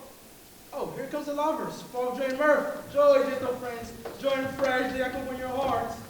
More than to us, your lord, your royal walkways, board and bed. Come now, what meskis, what music shall you have? We're always long age of 3 hours. Is there no play to English of a torturing hours? Where's our usual measure of mirth? Call, illustrate. Here, mighty Theseus. Say, what have Richard having for this evening? What meskis, what music? How shall we beguile the lazy times, if not with some delight? There is a brief how many sports are ripe. Make choice of which your highness will see first. Air. The battle with the centaurs, to be sung by an Athenian eunuch to the heart. Well, none of that, but after my love, or my the glory of my kinsman, Hercules.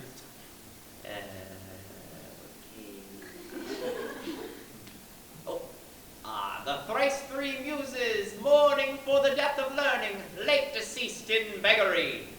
That is an old device, and it was played when I from Thebes became last conqueror. Oh, okay. The riot of the tipsy bacchanals tearing the Thracian singers in their rage. There is some stuff there, kinsman, critical, not salting for a nuptial ceremony.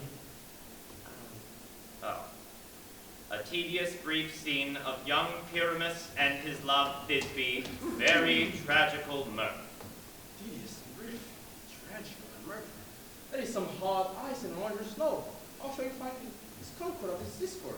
A play there is, my lord, some 10 words long, which is as brief as I have known a play. But by 10 words, my lord, it is too long, which makes it tedious. For in all the play there is not one word apt, one player fitted. And tragical, my noble lord, it is, for Pyramus therein doth kill himself, which when I saw rehearsed, I must confess, made mine eyes water, but more merry tears the passion of loud laughter never shed. And what are they that do play it?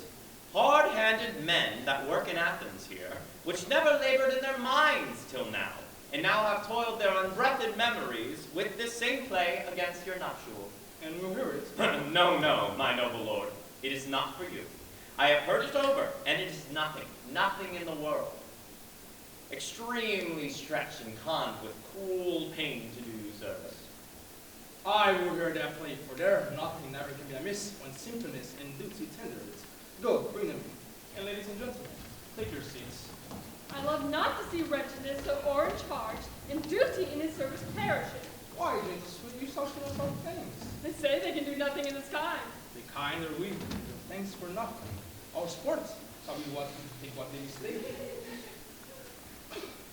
Where I have come, with clerks have purposed, the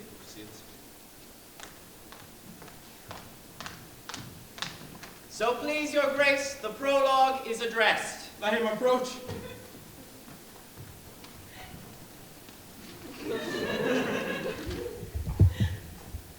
If we offend, it is with our goodwill that you should think we come not to offend, but with goodwill. To show our simple skill, that is the true beginning of our end. Consider that we come but in despite. We do not come as minding to content you. Our true intent is all for your delight. All for your delight. We are not here that you should hear content you. Our actors are at hand, and by their show, you shall know all that you are like to know. This fellow doth not stand upon points. He hath ridden through his monologue like a wild colt. It is more not to speak, but to speak true. Indeed, he hath played on this prologue like a child on a recorder. His A speech, sound, but not in government. his speech was like single chain, all disorderly and nothing heard. Who's next?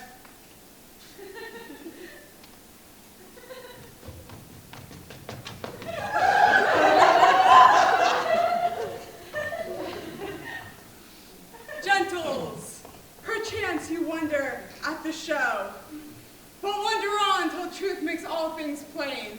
This man is Pyramus, if you would know. This beauteous lady, Thisbe is certain. This man with lime and rough cast doth present Wall, that vile wall which these love asunder, and through Wall's hole, poor souls, they are content to whisper, at the which let no man wonder. This man with lantern, dog, and bush of thorn present Moonshine. For if you would know, by moonshine did these lovers think no scorn, but to meet at Ninus' tomb, there to woo. This grisly beast, which Lion hight by name, the trusty Thisbe, coming first by night, did scare away, or rather did affright. And as she fled, her mantle she did fall, which Lion with bloody mouth did stain. Anon comes Pyramus, sweet youth and tall, and finds his trusty Thisbe's mantle slain. Rat with bloody blameful blade, he bravely broached his boiling bloody breast. And Thisbe, tarrying in mulberry shade, his dagger drew and died. As for the rest, that Lion, Wall, Moonshine, and lovers twain, at large discourse, while here they do remain. I wonder if Lion may be to speak.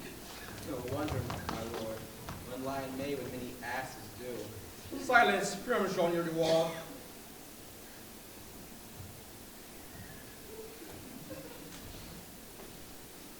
In this same interlude, it doth befall that I, once now by name, present a wall.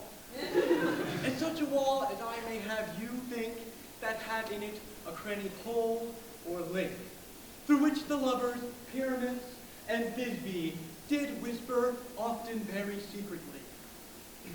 This loam, this rough cast, and this stone doth show that I in that same wall the truth is so. And this the cranny is right and sinister, through which the fearful lovers are to whisper.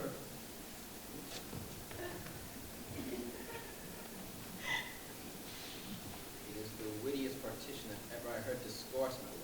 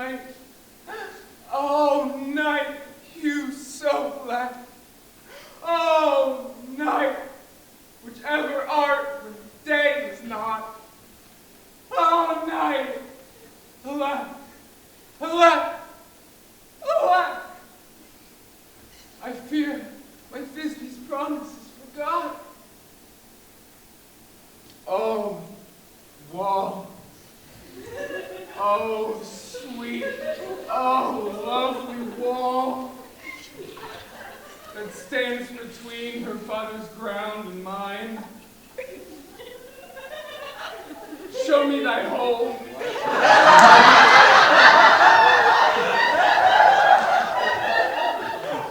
So that I may gaze through with mine eye. Thank you, greetings, Paul. Jove shield thee for this.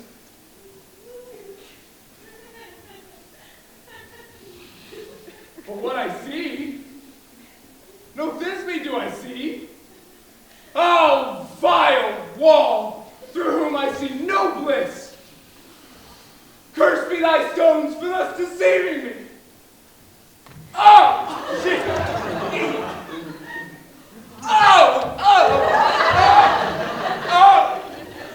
Oh, my life. The wall, methinks, being sensible to curse again. Well, no, in truth, sir, deceiving me is Thisbe's cue. She's to enter now, and I'm to, spy on her through the wall. You shall see it all fall past that. Yonder.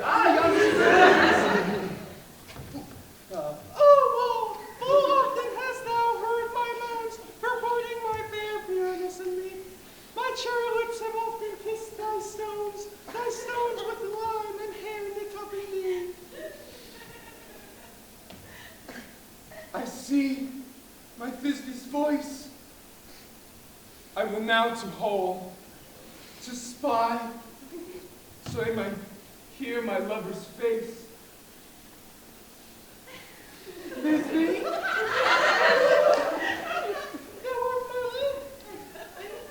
Think what thou wilt. I am thy lover's grace. And like Lymander, I am trusty still. And I like Helen till the fates me kill. Oh, not shelfless to Procrus, so true. Oh, shelfless to Procrus, I to you. Oh, kiss me for the whole of this vile wall.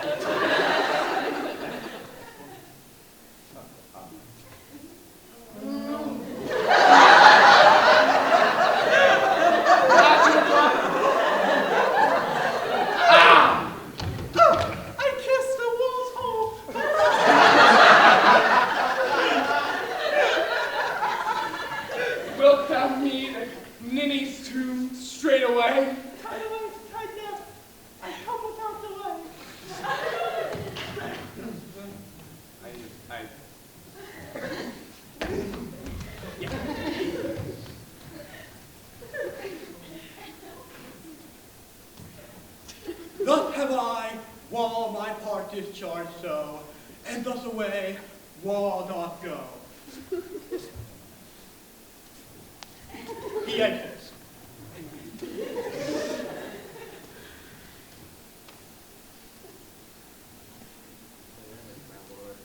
The wall is so willful to hear without warning.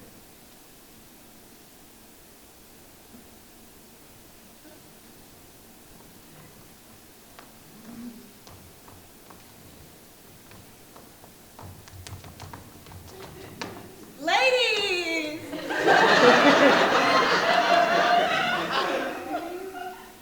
You ladies, you who hearts do fear the smallest monstrous mouse that creeps on the floor, may now perchance both quake and tremble here, when lion, rough in wildest rage, doth roar. Then know that I, as snug the joiner, am a lion's cell, nor else no lion's dam, for if as lion I should come and strike into this place, for pity on my life. How very gentle beast, one of our good Christians. The very best of beasts, my lord, that ever I saw. This is the silliest stuff I've ever heard. This lion is very fox for its valor. True, and our goose for his discretion. Not so, my lord. For his valor carries his discretion. The fox carries the goose. I am sure his valor cannot carry his discretion, for the goose carries not the fox. Please, well, leave it to his discretion, and let us send to the moon. This lantern doth horned moon present. He should have worn the horn of his head.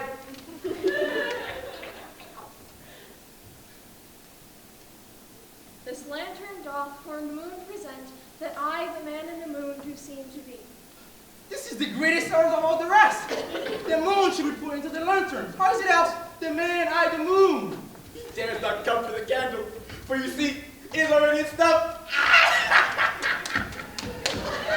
am a weary of this moon. Would you a change? moon. All I am to say is to tell you that this lantern is the moon, I the man in the moon, this thorn bush, my thorn bush, and this dog, my dog. Why, all of these should be in the lantern, where should be in the moon.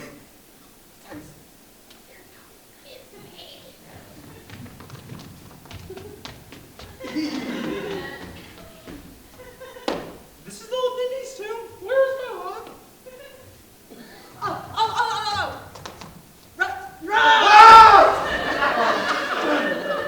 Well roared, lion. Well, Ron, teach me.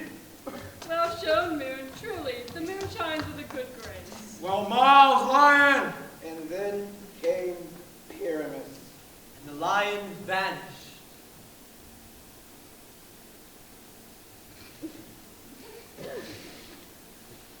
Oh, sweet moon.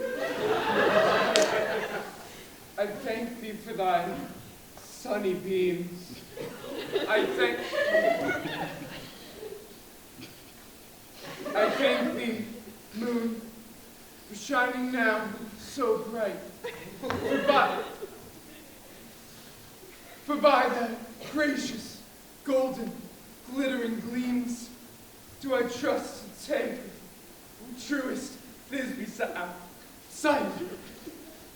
But stay, oh spite, but mark, poor night, what dreadful dole is this? Eyes, do you see? How can it be? Oh, dainty duck, oh dear!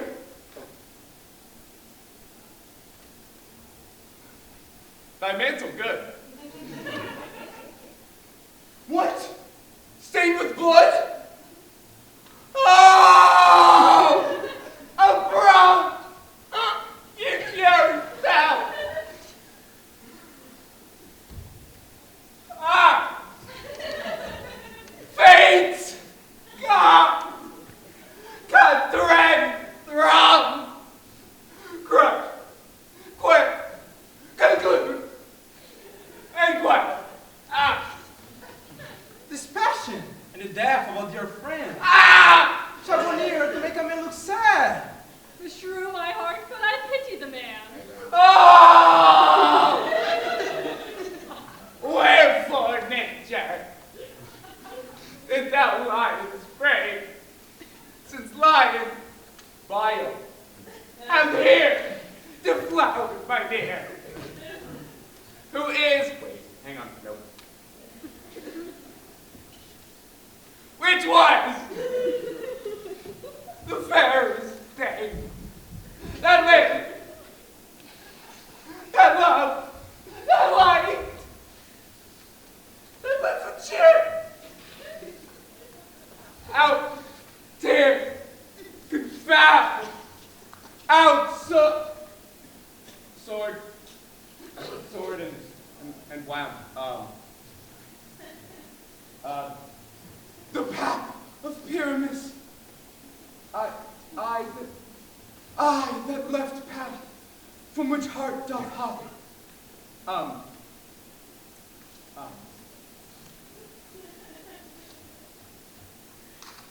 Pyramus stabs himself.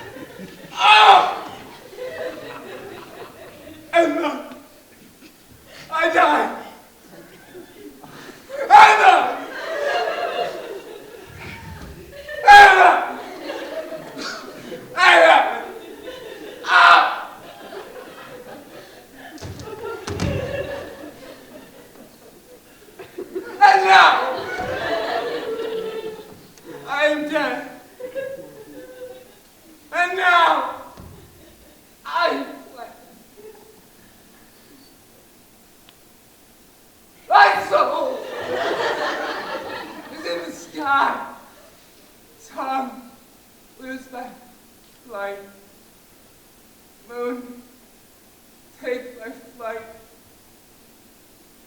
Moonshine exits.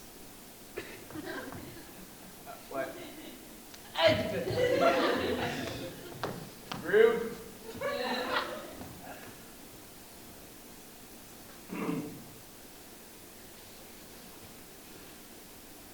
And thus, I die. Die.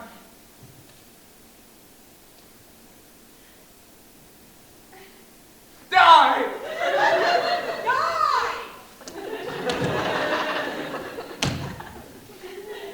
Die!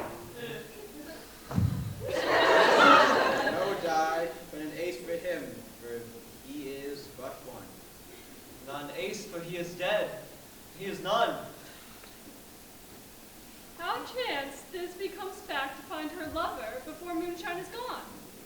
She will find him by starlight, and her passion shines the play. You think she should not use a long word for such a pyramus? A moat will turn the balance, which pyramus which is better. I hope she will be brief. She has spied him already with those sweet eyes. And thus she means the Delicate. Oh, pyramid. Oh, pyramid. Sweet,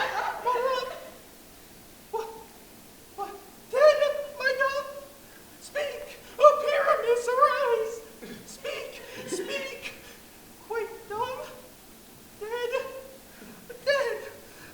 A tomb must cover these lily lips, this cherry nose, these yellow cowslip cheeks.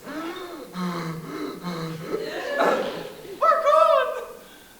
Lovers made moan. His eyes were green as leeks. Oh, sisters three, come to me with hands as pale as milk.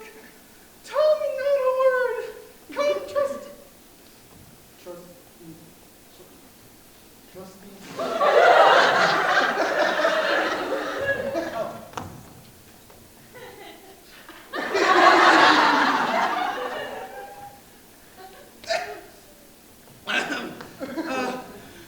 Come, trusty sword. Come, blade, my breast improve. Ow! Ow! Ow! And thus, farewell, friends. Thus, Thisbe ends. Adieu. Adieu. Adieu.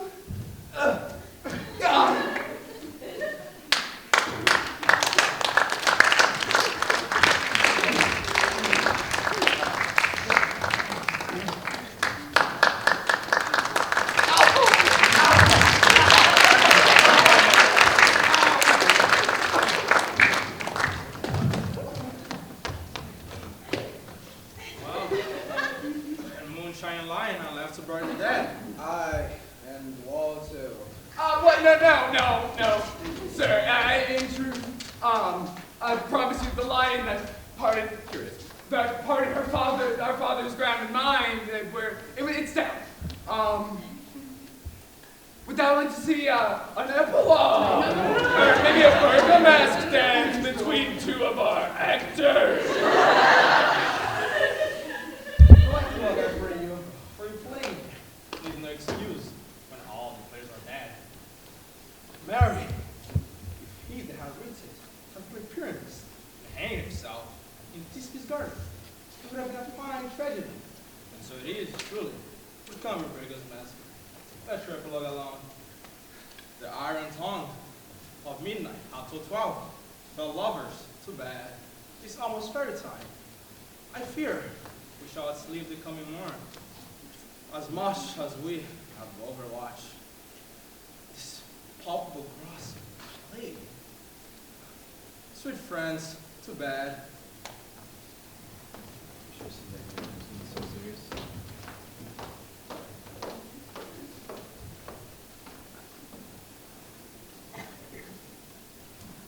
Now hungry lion roars, and the wolf behowls the moon, whilst the heavy plowman snorts, all the weary tasks were done.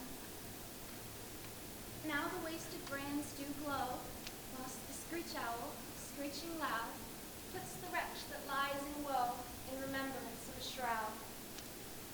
Now it is that time of night The braves, all gaping wide, every one lets forth his sprite in the churchway paths divide.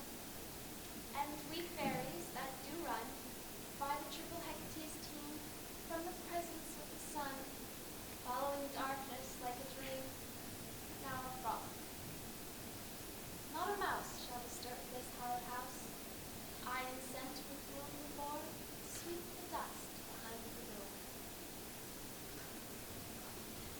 Through the house give glimmering light by the dead and drowsy fire. Every elf and fairy sprite pop this light as bird from briar, and this ditty after me sing and dance it trippingly. First rehearse your song by rote, to each step a warbling note. Hand in hand with fairy grace, will we sing and bless this place.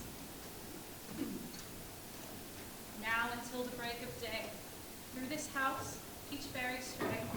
To the best bride bed will we, which by us shall blessed be, and the issue there create ever shall be fortunate. So shall all the couples three ever true and loving be, and the blots of nature's hand shall not in their issue stand.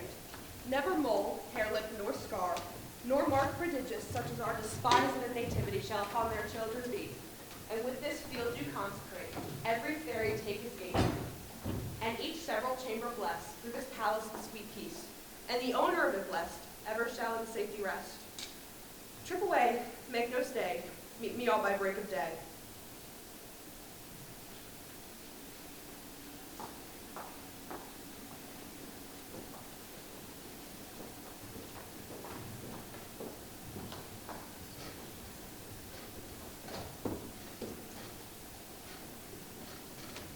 If we shadows have offended, think with this, and all is mended, that you have but slumbered here while these visions did appear, and this weak and idle in this no more yielding but to dream. Gentles, do not reprehend. If you pardon, we will mend. As I have an honest puck, if we have unearned luck, now to scape the serpent's tongue, we shall make amends ere long. Else the puck a liar call. And so, good night unto you all. Give me your hands, if we be friends, and Robin shall restore